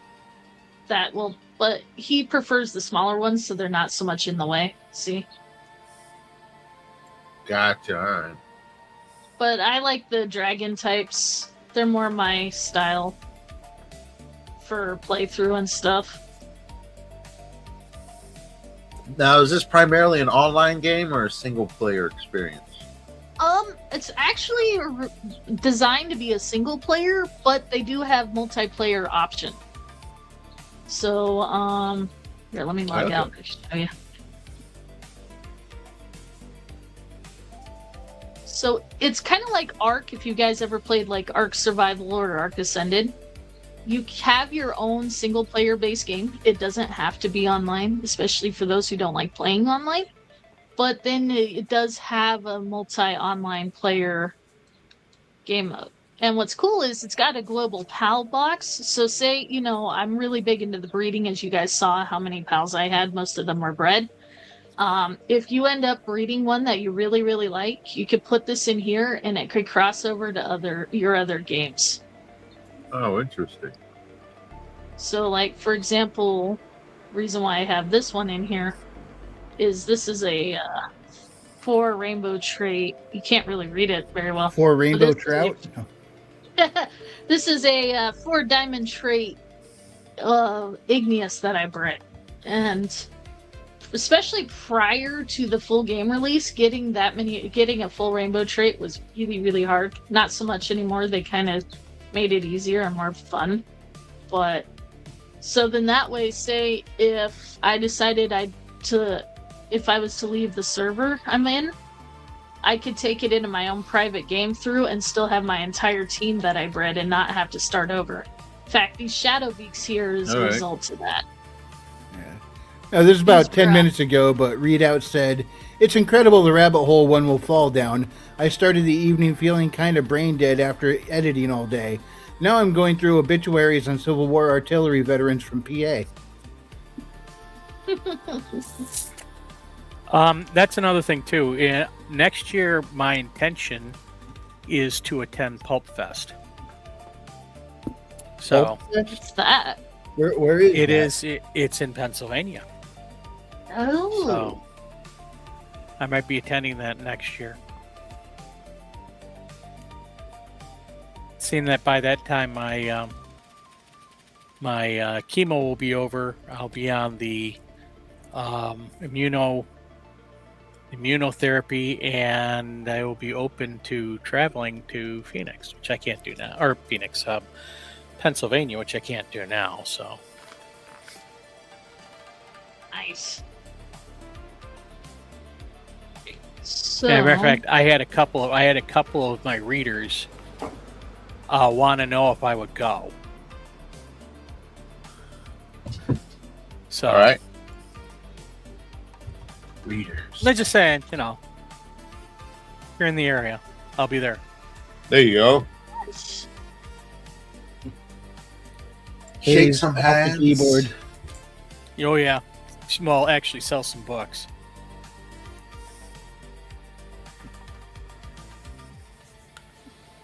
Hopefully, that would be cool. I don't go to things unless there's book sales involved. There you go. Yeah. Are you making another run on the boss, Maji? I'm gonna try. I mean, like I said, my team had it below halfway health before I died, and my team wasn't dying; it was me. I only had a couple. So, Are they able to keep fighting on without you there, or when one goes down, they all go down? no, when you die, all your pals go back into your pocket.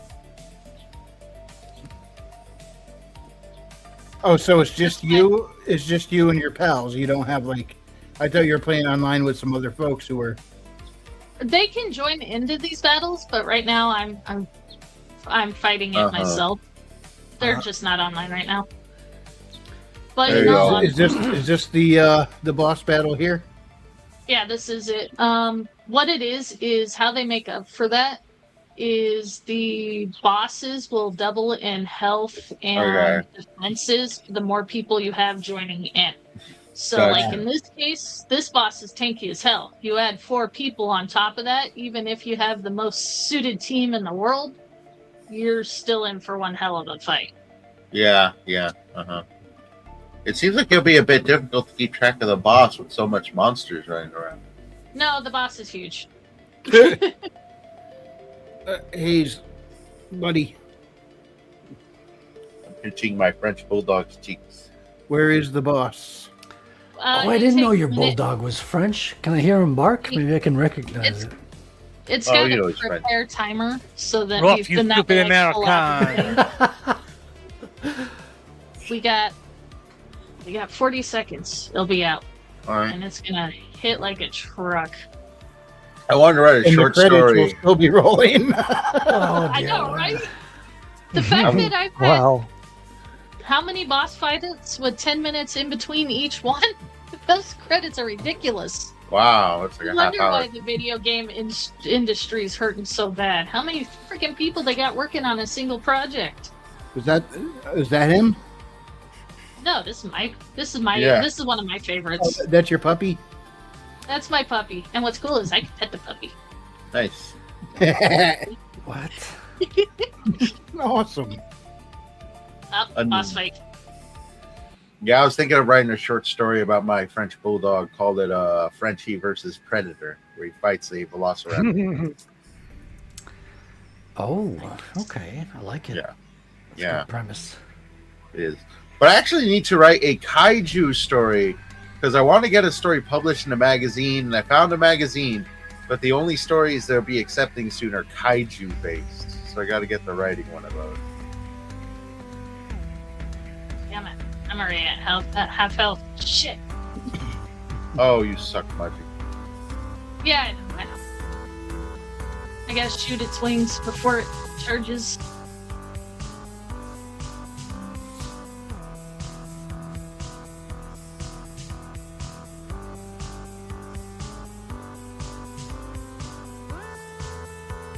So does it drop all these tornadoes, or is that you dropping them? That's my army. I've bred my army specifically to have massive AoE. Okay. I It was usually not recruit easy. mine. Yeah, no. I bred my army to specifically have certain abilities just to to try to. flood the boss with everything. Well, pretty much, but as you can tell, some of the stuff is the actual boss.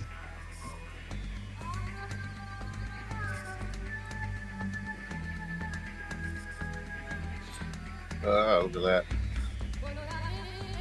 That's the boss. And you can ride some of these monsters too, correct? Yes, Interesting. but the lower you are to the ground in this fight, the better, because it's boss's AoEs are, or boss's hitboxes and everything are huge. Uh-huh. So the smaller creatures, the better. That's actually why I bred the Centaurs, because most of them are technically below her hit points. Okay. And you're just That's why blasting so him with a much- gun, huh? Well, I am. They're blasting her with everything they got. Ah, shit. Well, we've officially hit phase 2. Nice. Except for it wiped out my entire army. Yeah. Where's that kiosk made from? It's surviving everything.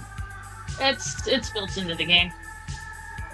It's made from video game parts.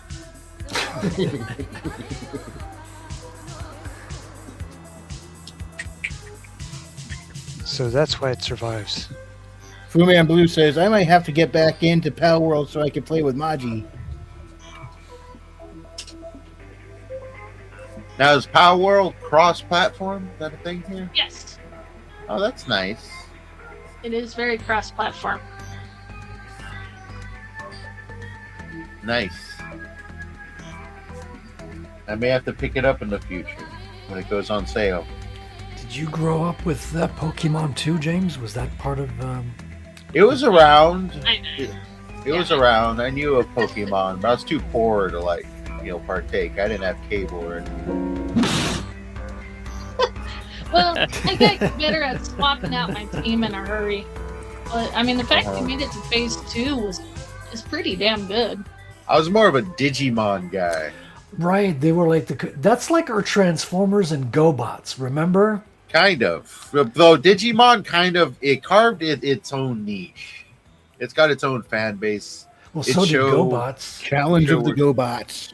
It show worked was kind of like almost like Power Rangers, where every season they switch out your characters. That's kind of strange. It's a little strange, but it kind of worked for them because as kids grew up, they had their own series of like, Oh, every Digimon generation had kids their own Digimons. yeah, kind of. And that's why it was kind of like a handful of years ago, it was like a big event when they're like, we're making 2 Digimon movies and they're set in the original, like the very Right. first freaking group. And people are like, oh shit, they're going back. And the You first got movie was a Leader little 1, boring. you got Cykill, Here's Turbo, the cool thing Scooter. about Digimon about that. Even Yeah. though, like Pokemon, Ash was around for 20 years at 10 years old, Uh-huh. each generation had its different, but it reflected back to the first one so that they were all canon and in the same world. Yeah, they Like, all kind of Digi- happened one after the other. Yeah, the Digidestins kind of knew each other or would talk to the other Digidestins, or sometimes the Digimon from the other generations would come and hang out for a minute. So they show acknowledged time progression. I think what I liked about the show compared to the other one is also every single generation had their own storyline that eventually ended. So, it was something you can partake in. Oh, they were you like can complete. They were complete. Yeah. They were complete. They They had were- their own story arcs that were just complete. Each season was its own story so that you could pick up and leave when you wanted, and it all made sense. Hmm. Yeah. The first one I think was more than one season though. I think that was like 2 or 3. But those seasons were also long too. And this is like back in the day for a while. Back when you get like 22 episodes a season. I enjoyed it. I also thought they had more unique creatures as well. It wasn't just like, different takes on animals and stuff or weird items. Like you had a cactus that had boxing gloves on. It's one of the creatures. My favorite was still the Angemon. Ancient And Angel. the final evolution of Garurumon. I forget what it was. The big wolf. Yes. I think it was like Meta Guru.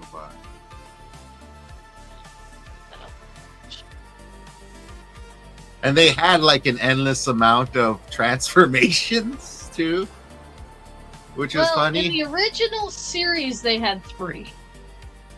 Well, not and really, then- because you have to remember, you also had like their evil transformation. Like, if their like tamer was kind of like, in a bad sort of like morally gray, they would transform into a different creature.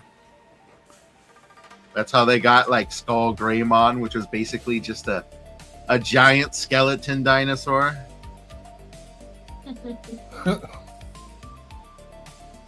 Ultra nerd stuff from back in the day. We had great television for children. Oh, we used to Well, the have reason- some great tunes, especially cartoons, especially in the early 90s. We had Gargoyles, we had Yeah. Batman the Animated Series, there's like Pirates of Darkwater, the Spiral Zone, Mighty Max. You don't get So the reason cartoons why like I'm that going anymore. through this Yeah. trouble of constantly keeping it organized is because when you have less than a minute to have all your entire army out and ready, Mm-hmm. it's easier to have it on the last page where I could go click and then have it all out and then call it good. Yeah. But this part is a pain in the butt to organize. But it's better than me shifting through, 8 pages of pals here trying to find my army. That's a lot of pals. Yeah. I wish I had an army. My army did really well. Like I said, it made it. Considering the fact that you guys witnessed me fight this boss on hard mode for the first time, the fights did pretty good. I Yes, just got to you must find fight. something better for phase 2. Fight! Fight the fairies! You fight those fairies! Fight the fairies! The fairies, man. Yep. Yeah. Angrier than a bull queer. No, I'm actually impressed. I was for a hard this game's hard modes actually make you work for it. It isn't just you cheese your way through it. If you have it on the genuine settings, which you could go in and change these settings, the only settings we changed was the egg incubation speed, or else you'd be waiting like 2 hours for one egg, which is stupid. Other than that, we play the vanilla settings, and the hard modes are very challenging in this game. All right, good night, Foo. Hope you feel better tonight, man. Thanks for hanging out with us. Good night, Foo. I usually only play on the hard mode. Well, this game's hard mode really is hard. Like, if you're not just fighting the bosses in hard mode, but actually start out in hard mode, which is randomization of pals. You could spawn in the beginner zone and have like a level 80 friggin' Beastigore in front of you and murk you just as you're coming coming alive at level 1. Shot him.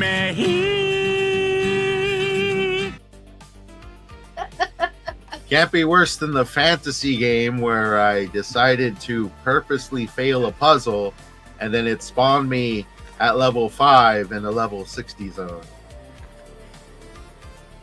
And then I had to walk back to the level 5 zone. Yeah.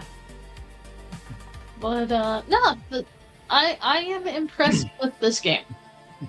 As you can tell, the map is actually relatively huge, with the total endgame zone right here.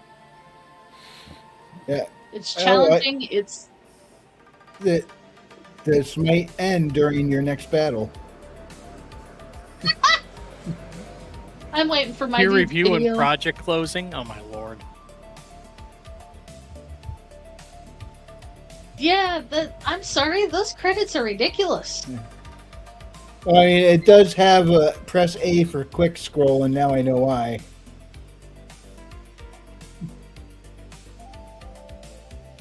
I quick scrolled through it when I beat it the first time. I wanted to see how long it would just naturally scroll. I had no idea it would be this long. Damn. That's insane. Insane in the membrane.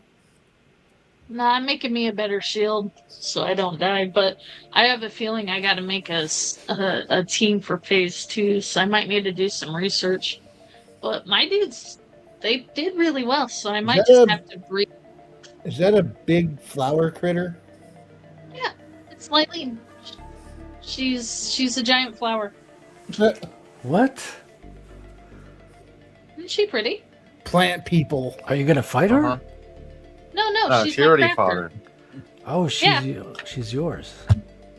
Yeah, no, she's one of my she's one of She's my her helpers. slave. They're slaves. And then she's an Egyptian cat. But one of my apparently favorites dances is Jack. around. Yeah, she dances. A lot of basically a lot of the pals, the more powerful ones, especially around the base, tend to be more like waifu based characters.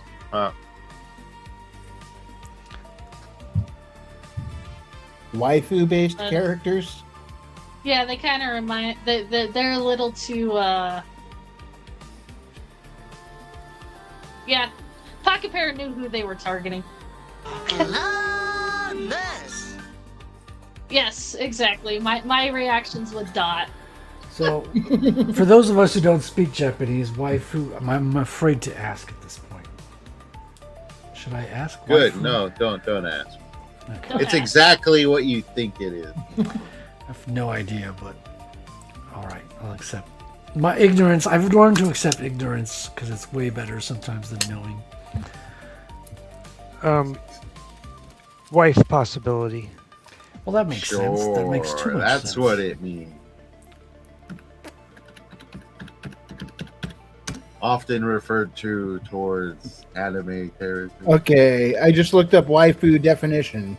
Waifu is a term used in anime, manga, and gaming fandoms to describe a fictional character, typically female, toward whom a fan feels romantic or sexual attraction, derived from the Japanese phonetic rendering of the English word wife. It denotes an idealized imaginary partner rather than a real life spouse. Was that last sentence really necessary? That was kind of obvious. That was way more what I thought it was than what I thought it was. I told you. That was my first guess. Yes, it makes total sense. Like I said, I gotta give Pocket Bear credit. They knew who they were advertising to. They knew who their fan base was gonna be. Well, that makes sense. I mean, it's good that they're successful that way.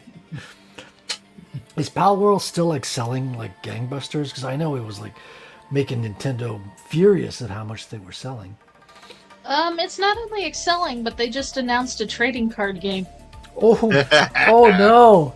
Yes. Poor Nintendo, dude. This is like this will get a hit put on your head. It's mostly just poor Pokemon, which I guess is Nintendo, right? Nintendo owns all of Pokemon. Isn't the Nintendo empire like bigger than the Yakuza in Japan? I mean, it's pretty big. They produce a lot. Nintendo, a law firm that makes video games. I believe that. I mean, they started with trading cards, right? This is an In like the 1800s. Yep. Yeah. That's why I saw this thing that says technically, due to the time that the story of Bram Stoker's Dracula takes place, Dracula died in the late 1800s, the same decade that Nintendo started. So it's possible Dracula could have played Nintendo. Well, we have to actually see how available the Nintendo cards were in the era, and if they were exported beyond Japan. Yeah, I don't believe that, Wrangler, because if Nintendo had like destroyed Dracula, they would have made a video game about it where you go around and killing Oh, wait a minute. Don't. But, no. So Now here's the irony. You know how they're sue happy against everybody? Mm-hmm. They got sued for Donkey Kong by Universal. I heard of that one, yeah. What? Oh, And they won because the lawsuit. because of King Kong. Yep. Yeah. But Sounds like in Kong. Japan, Kong refers to it's just become their part of their vernacular in Japan. Kong refers to a gorilla. Yep. But that's because of Donkey Kong, right? No, it's because of King Kong that Kong became common word in Japan to mean a gorilla. So Donkey Kong. So it was too common to be a trademark infringement at that point. Yeah, pretty much. Yeah. And But it's Donkey, because funny, they thought got their start getting worked over in court over copyright infringement allegations. And now what do they do all the time? And you know why they chose Donkey? To try and not get sued? No, they just thought the sound of it was good. They didn't even know it was referencing a donkey. Oh, no kidding. Yeah, because there's nothing about it that makes donkey. Well, you know what? It's kind of funny that, you know how Samus is a bounty hunter? Nintendo never intended that to be part of her story, but they didn't realize what a bounty hunter was. They thought bounty hunter is a space adventurer. No, a bounty hunter is someone who goes and tracks someone down for money, or goes and eliminates someone for money. Hired killer. Yeah. So eventually, but they had been saying bounty hunter through multiple games, and now they had to make sure it was properly incorporated into the lore. They didn't find out about this until Retro Studios was working on Metroid Prime, the first one, and Nintendo was asking, why do you keep having her like take something as a job? And they're like, do you know what a bounty hunter is? They didn't. They just thought it sounded like a cool space adventurer. Yeah.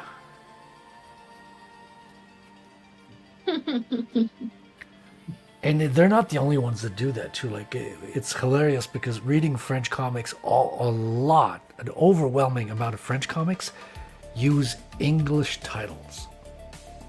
And there's nothing English like in the book or anything about it. It's just cool.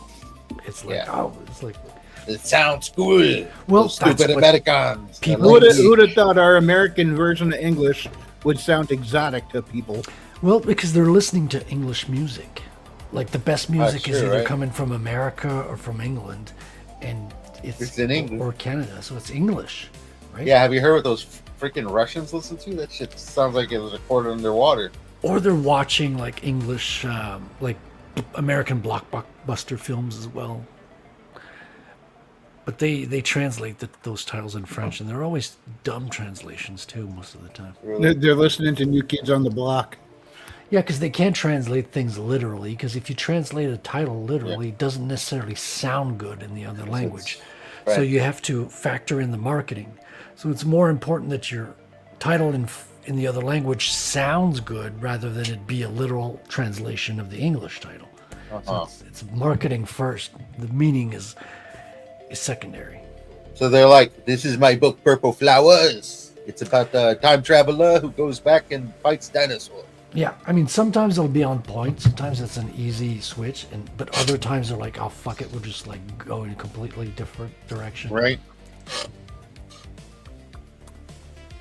I need to read more Bone Dictionary. Yeah, dude. Like, there's a few that are translated in English. There are. Valerian. There's a lot of Valerian translated to English. Valerian's a little bit cartoony. It's supposed to be an inspiration for Star Wars. As well as Fifth Element, I believe. I could see that. Yeah, Fifth Element. I think Moebius inspired a lot of that with his Incal that we reviewed with. Very good. Reviewed that, yeah. Yes, really, really good book. Why does dude, Bond I'm so Dictionary happy to sound hear you like say a that. club for exotic dancers? I'm so happy you like it because you were searching for a 10 out of 10 book. He was like trying new books, giving them a chance. Yeah. But like when you try just the new stuff, they're not always like guaranteed good. But that one's been proven to be very much appreciated. Really good book. Really good book. English translation could use some work, but We should get on Nick Axe's recommendation for us. He recommended Siegfried, which is like a Viking story. Okay. And we could probably like review it, but I could get the French version. You could get the English version or something. We could like review it or something. And he just has the coolest internet handle. Who does? Nick Axe. Yeah. Some people are just born that way. Oh, that's his actual name? I would think so, but I didn't ask him. I like listening to a Canadian band that's actually called Kick Axe. Oh, that's pretty good. Here in the States, they went by Spectre General. That's different. Nitro. Forgot what movie that was. Down Periscope. They're like, "Hi, how you doing?" It's like, "Hi, what's your name?" Nitro. Interesting nickname. What's your real name? Nitro. I've been working on a nickname though. Here, check this out. Bawb. I'm Doctor Strange. Oh, we're using our made-up names. I had a guy owe me money once, and he gave me like his driver's license. I forgot to grab it. Until he was going to get me the money. He's like, hold on to this. I'll get you the money. All right. And I'm showing my friends. It's like his name was something like Joe Black. Okay. It's like, Really? it's not even Joe. But it's something so freaking generic. Everyone, like as I was hanging out with role players, right? And we're playing Vampire the Masquerade. And these are like generic names we give to NPCs, and everybody did not believe that was his real name, right? Yes. It's He had too- his ID. But it's his ID. It's his real name. So people have generic I names. cannot believe the credits are still going on, dude.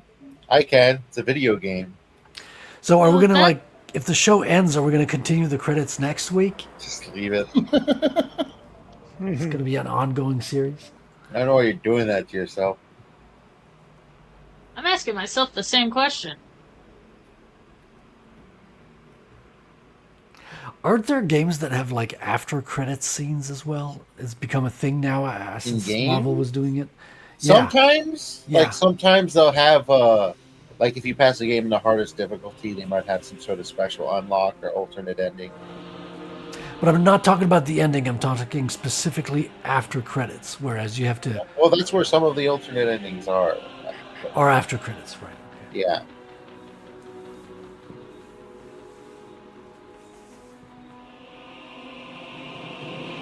I know Halo had one of those. I think it was Halo 3 had one of those.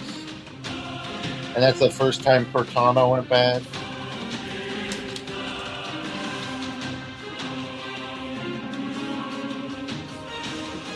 Phase 2 suck.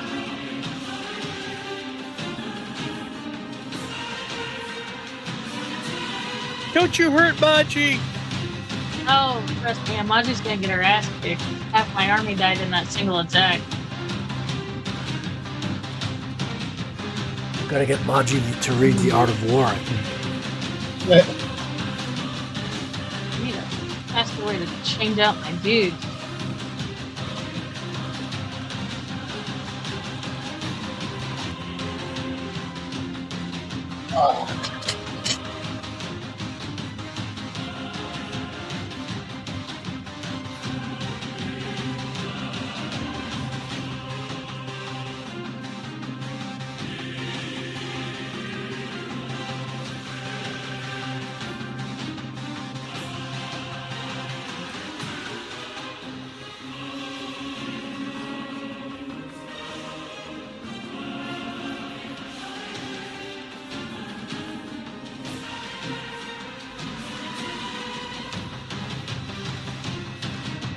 You can do it. Do, do, do, do, do, do, do, do.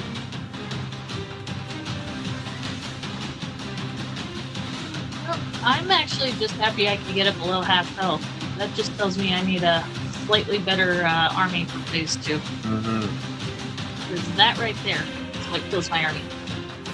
We Grimlock need new strategy.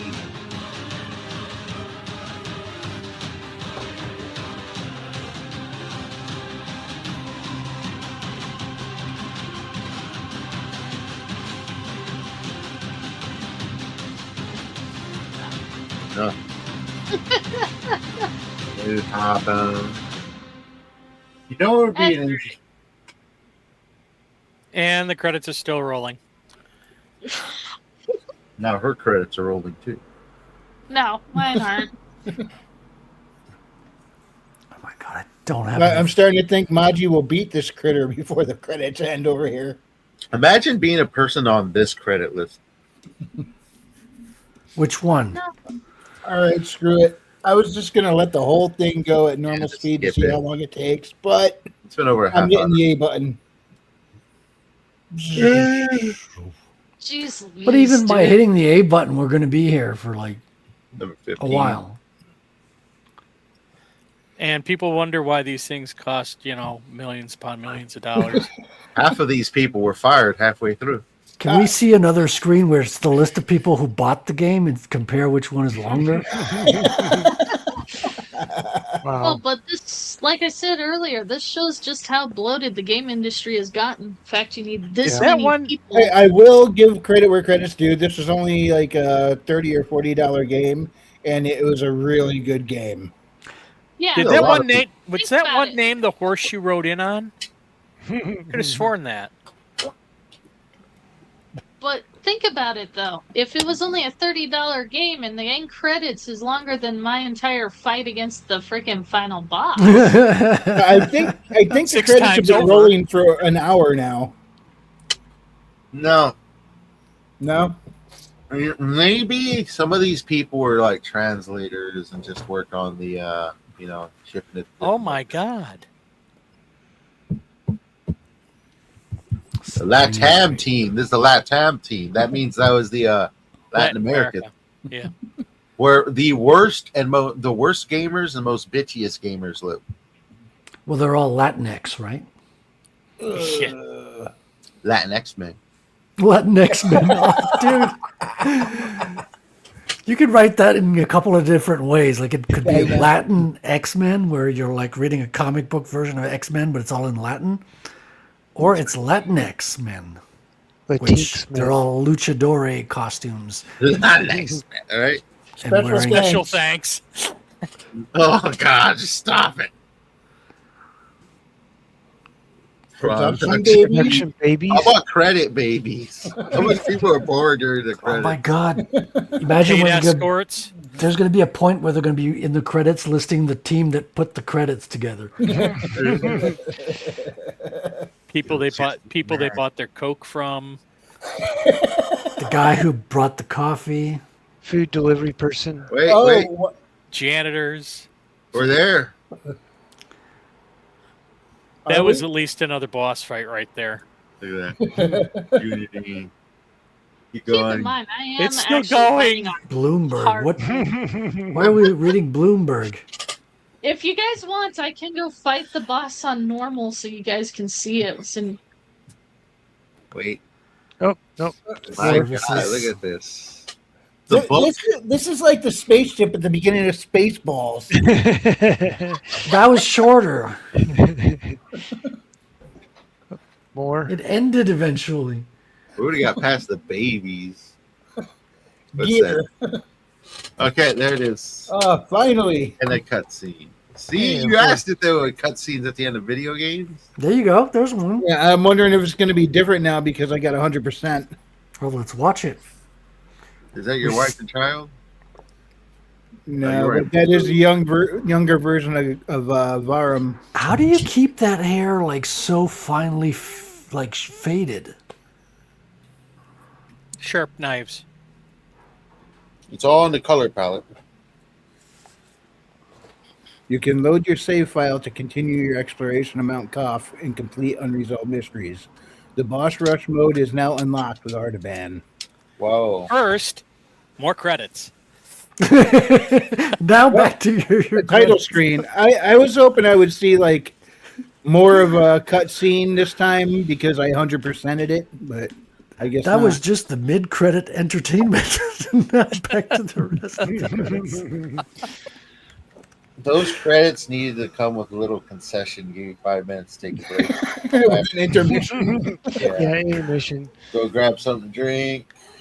Come back for credits in 5 minutes. If you had bought the game when it came out, you could have gone to see the credits at IMAX. All right.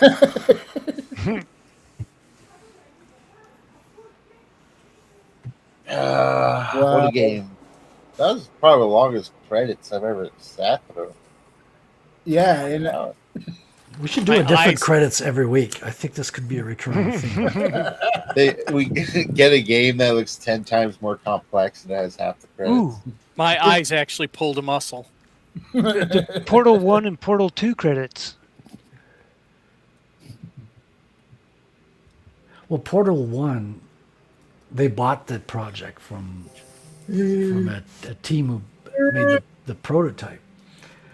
They had a story about an elf who didn't have any knees. I'm not kidding. And he used to travel through portals. That's why the portal mechanic was created, is for that kneeless elf to travel. And Valve liked it and bought the rights and got them to rewrite the game in Source Engine. And then they had the base working of the mechanics. And then they changed the story, obviously, to make it like a futuristic, what it is today, basically. What I is mean, this what music? it is a decade ago. Pillar Yeah, of that could have Eternity soundtrack. Pillar of Eternity? Did you say Pillar of Eternity? Yeah. Oh, okay. Elm Shore. Pillars of Eternity soundtrack dash Elm Shore. Oh, God. I gotta look that up.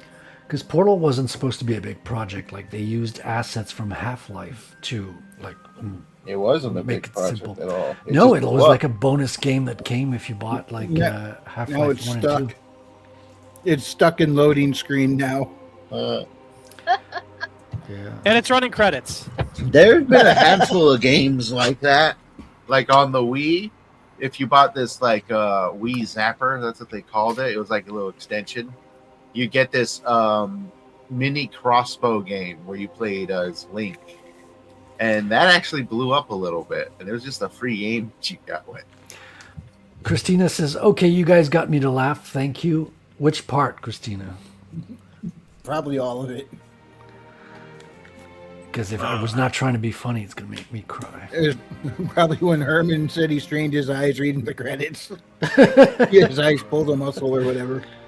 Oh, another one was Geometry Wars. Geometry Wars was a playable game inside a racing game, where in your garage you'd have a arcade game with Geometry Wars on it. Oh, so you're playing in an arcade within your garage is the concept Inside of a this? game, yeah. Okay.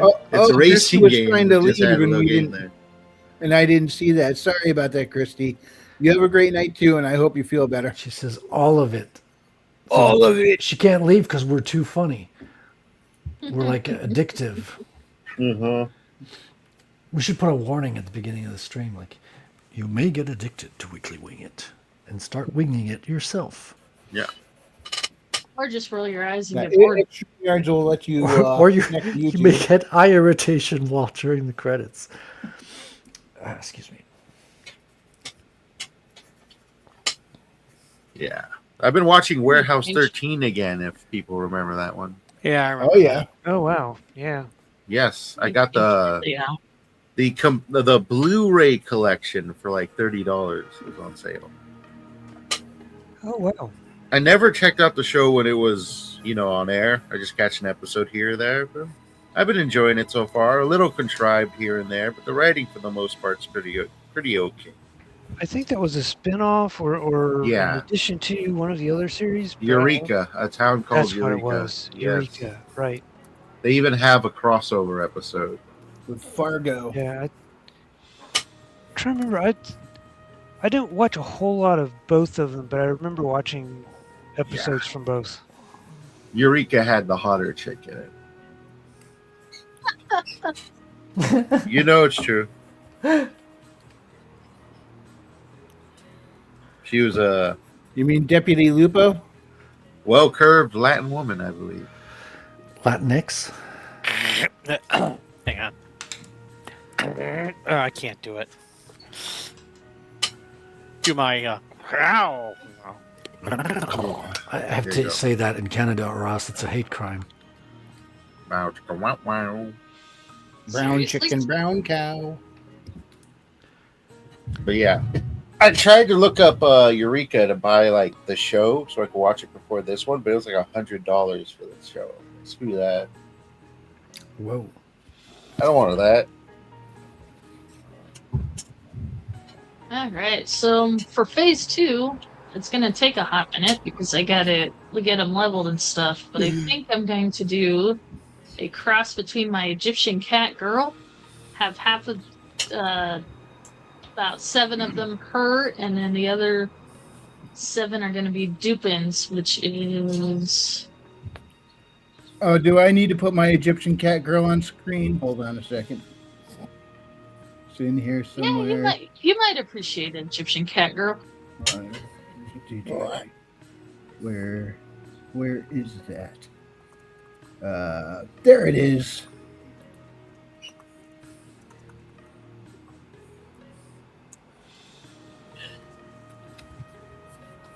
I'm eventually going to need Frederick to do a couple of sketches of her too. Oh, yeah. Walk like an Egyptian. Mm-hmm. So I am in no condition to beat the hard mode today because my army and myself keep getting myself nuked. But now I know I got to get a phase 2 for the army. But they do a hell of a good job getting to phase 2 very quickly, which the quicker you can get to the next phase, the less your timer you're burning. So I'll take So it. with a little bit of strategic planning and shucking and jiving, you might be able to crank out a Beat it victory. Huh? eventually. Yeah. No, I mean, it was actually a very successful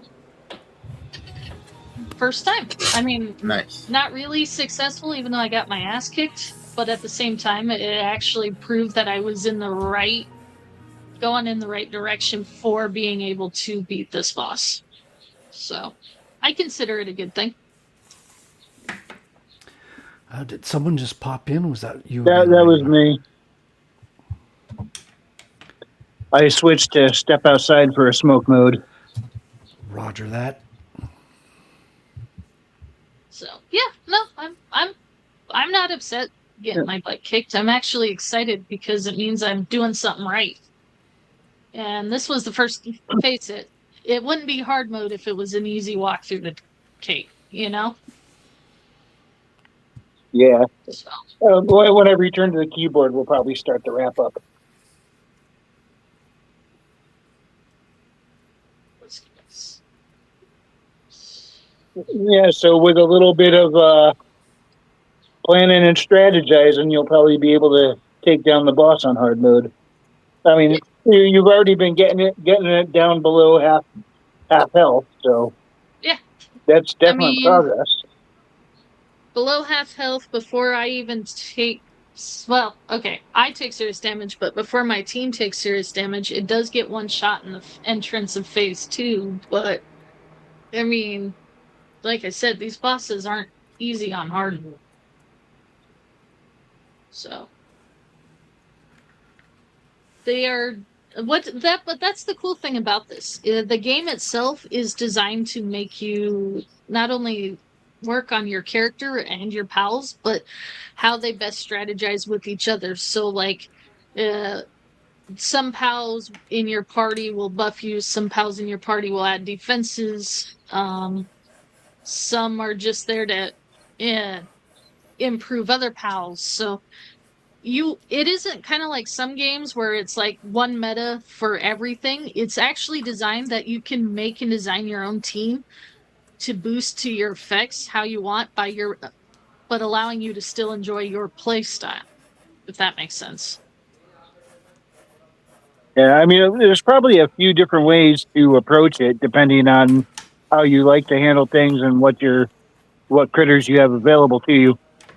Mm-hmm. Well, question is, can she use that hairstyle of hers as a weapon? That would be kind of cool. It's actually a hat.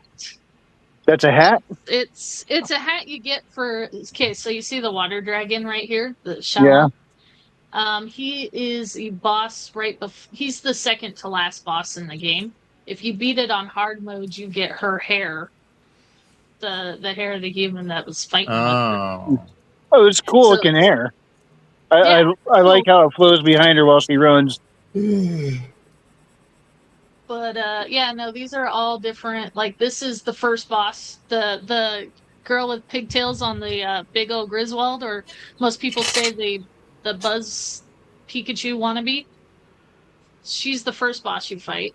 This is Celine's hair. She's the one from the flower tower right next to me. Of course, you got, some guy hairstyles that don't look good on me, but... And then also, like, Cthulhu. If you beat the Cthulhu raid, you have a chance to get the Cthulhu helm. This one isn't guaranteed like some of the boss ones. It's a random drop. But it doesn't look quite as nice on her. Nah. And then, a little herbal hat. This one looks cool, too. This is from the Frost Tower. The Frost Tower. But I like this one. You can also change your outfits, but a lot of the outfits you have to have in your inventory, and I rather not. Yeah. So I just leave her in the black armor.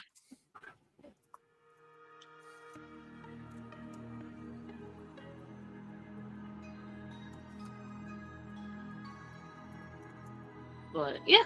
Do you think Nintendo's going to get mad at me for playing sound from their games during a Pal World thing? Probably. Nintendo gets mad at people just streaming their games. Come on. Yep.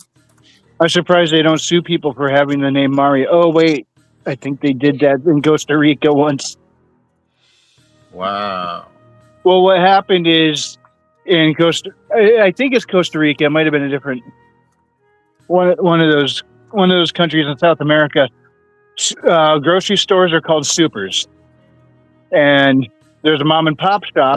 The guy was named Mario, so he called the store Super Mario. That's a very common naming convention down there. Nintendo came in and sued him for the name. Not only did, after they go into court, prove, look, this has no connection to them whatsoever. It's not a product that competes with them, and not to mention, this grocery store was established before Mario was a thing, because it's been around longer than the character Mario. They didn't win that one. Well, but they tried. That's the problem. Nintendo is a little sue happy. Yeah. That's why I said they're a law firm that happens to make video games. All right, guys, I'm going to go ahead and call it a night. I'm half awake over here. You guys have a good one. All right, you two. Anything you want to spill before you head out? Maybe next time. I'm tired. Take it easy. All right. Have a good night, man. Have a good night, James.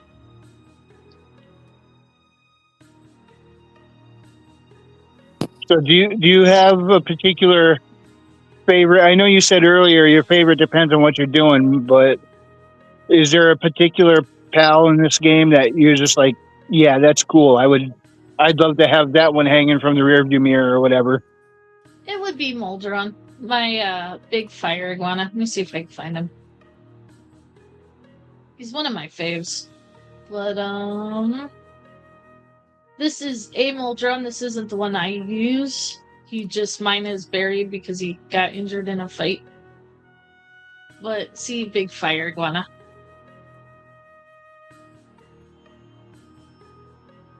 And then Lotus Dragon. So these they're actually called Ophidias, but they're giant lotus flowers.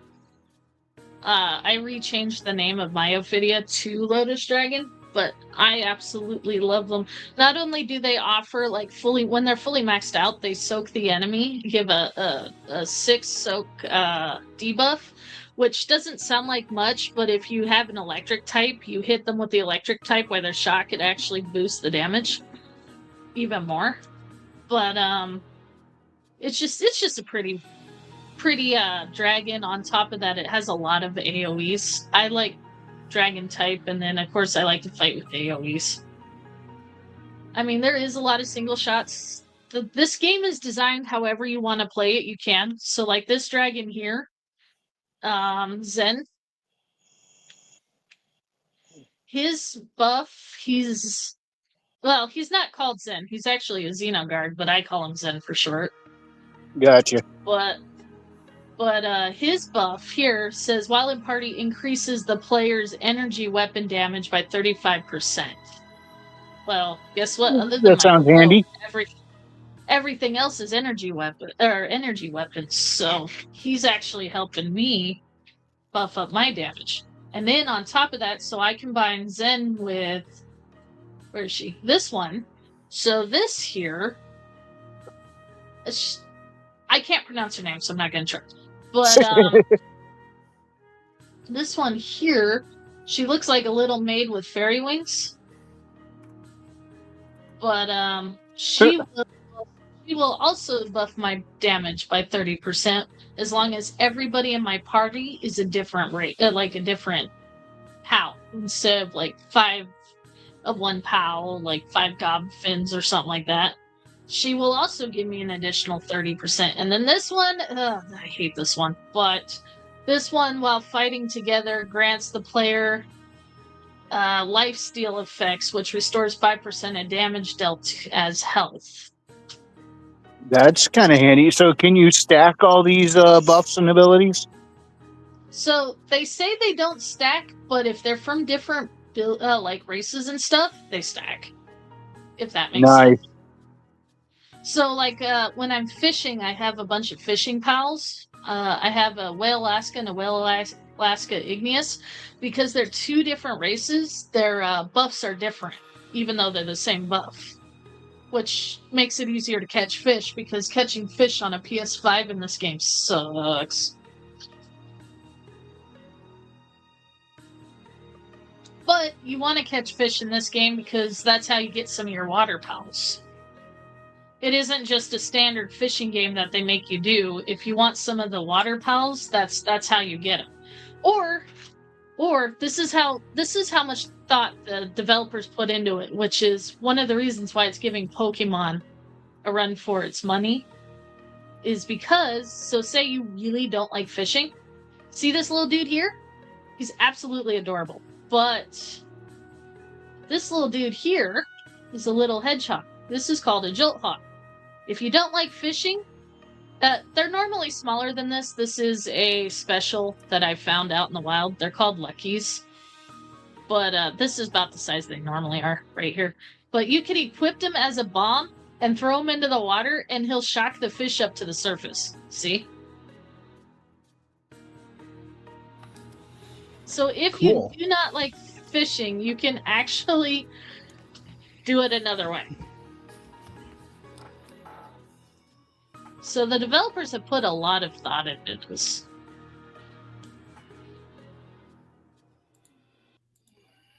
Yeah, too And bad the Nintendo just kept coasting with what they already had, and they could have done stuff like this.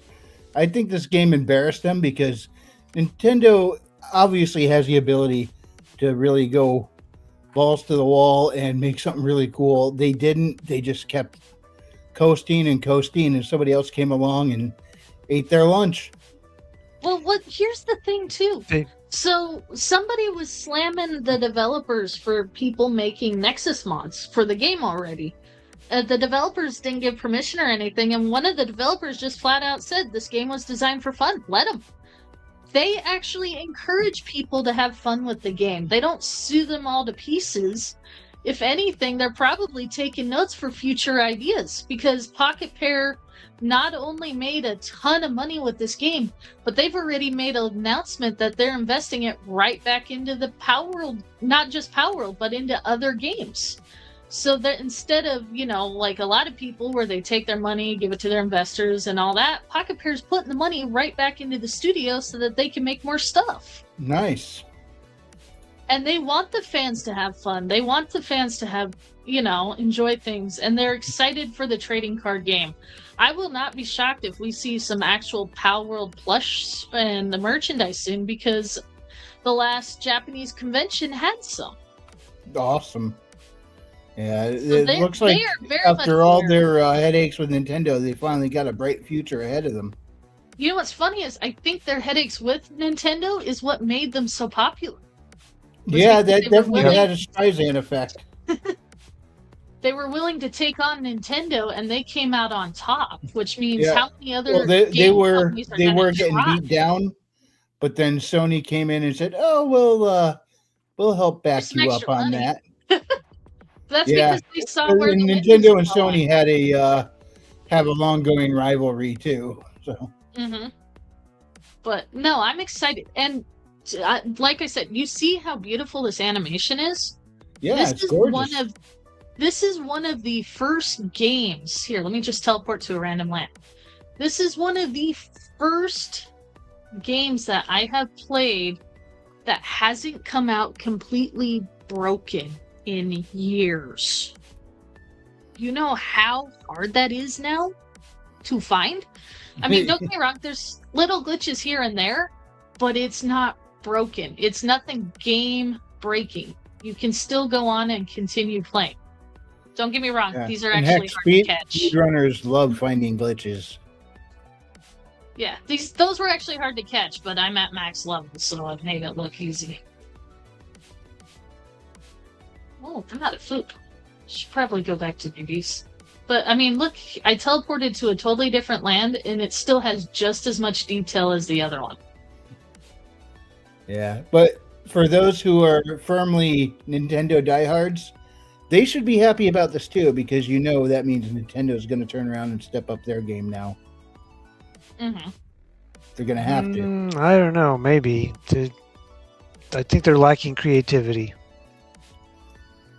And that's why they've been coasting, is that they don't know. That's true. Awada what is no to longer do. at the helm, so rest in I don't know. peace. We'll see, because I think this is going to change.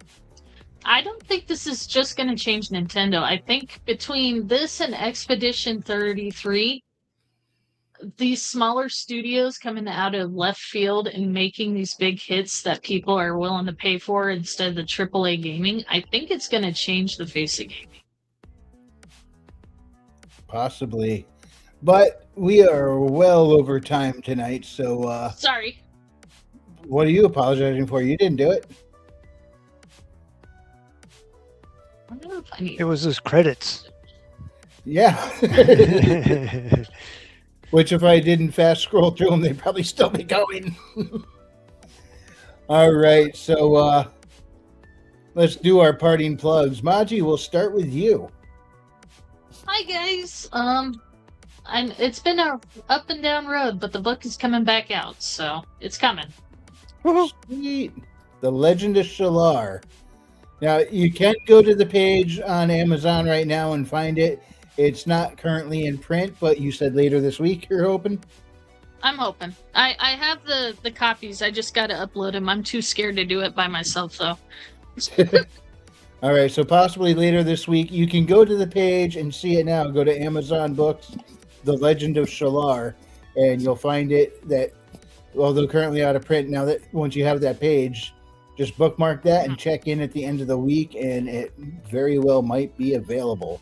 I've read it. I had a lot of fun with it. I suggest checking it out. Herman! Yep, same. Buy my frickin' book. The next Which one? book, all of them. If you have to ask, you're going to get that answer. All of them. Revenant in the Tomb is 99 cents on Amazon as an ebook, and I got the manuscript back for A Font of Evil Things, and going through it, and we've got I think a pretty cool cover idea for the A Font of Evil Things as well. So I got Jason Robinson working on that right now, so it's coming along. Hopefully I can get it done, I think maybe by October, November. Sweet. All right, you hear that, everybody? Buy his books. Just do it! Oh, and I'll probably be putting the first book in the Odo series on sale a month before I release A Font of Evil Things. All right. Raven. Hey, I'm going to suggest again Record of the Paladins by B.P. McCoppin. All right. Yeah, I got to get into book 3 now. I do have it on my Kindle. I got to start reading it. I've been through 1 and 2, and they were freaking awesome. I still haven't finished book 1, but it's been pretty good. I need to get back to reading it. I set it down for a bit, and I just need to get back to it. Oh yeah, you do, dude. It rocks. It picks up. Oh yeah. I even bought it as a gift from my brother in an audiobook, and he went through it and he liked it. And in Christian fantasy fiction, you don't find a lot of good stuff. He managed to do it. You don't have to be of a Christian faith to enjoy this book. It is fun for everybody. Although I would suggest being of a Christian faith because, well, why wouldn't I? That's my belief, so I want to share that with people. But one way or another, check out Brian McCoppin's Record of the Paladins. The books are so much fun. The characters are freaking awesome. Persephone. Oh yeah. She is such a cool character. You got to check out his books.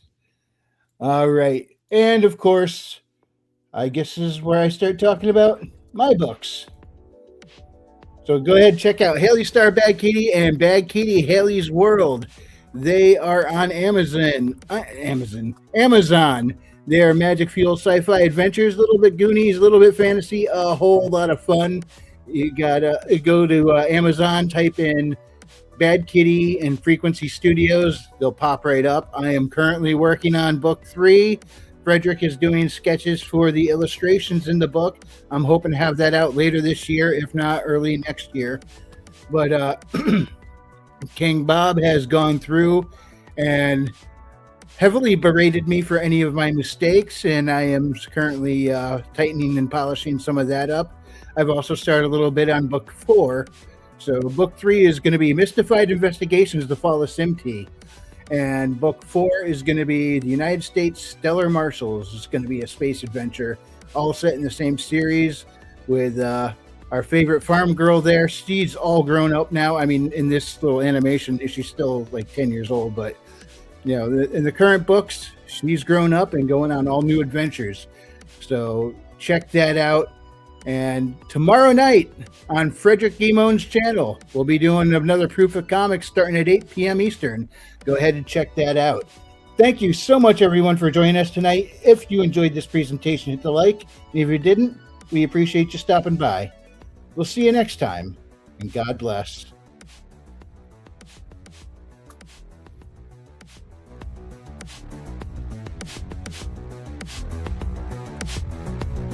And hopefully we'll get to see Maji beat that boss next week. Yep. Jewish space lasers. Good night, everybody. Good night.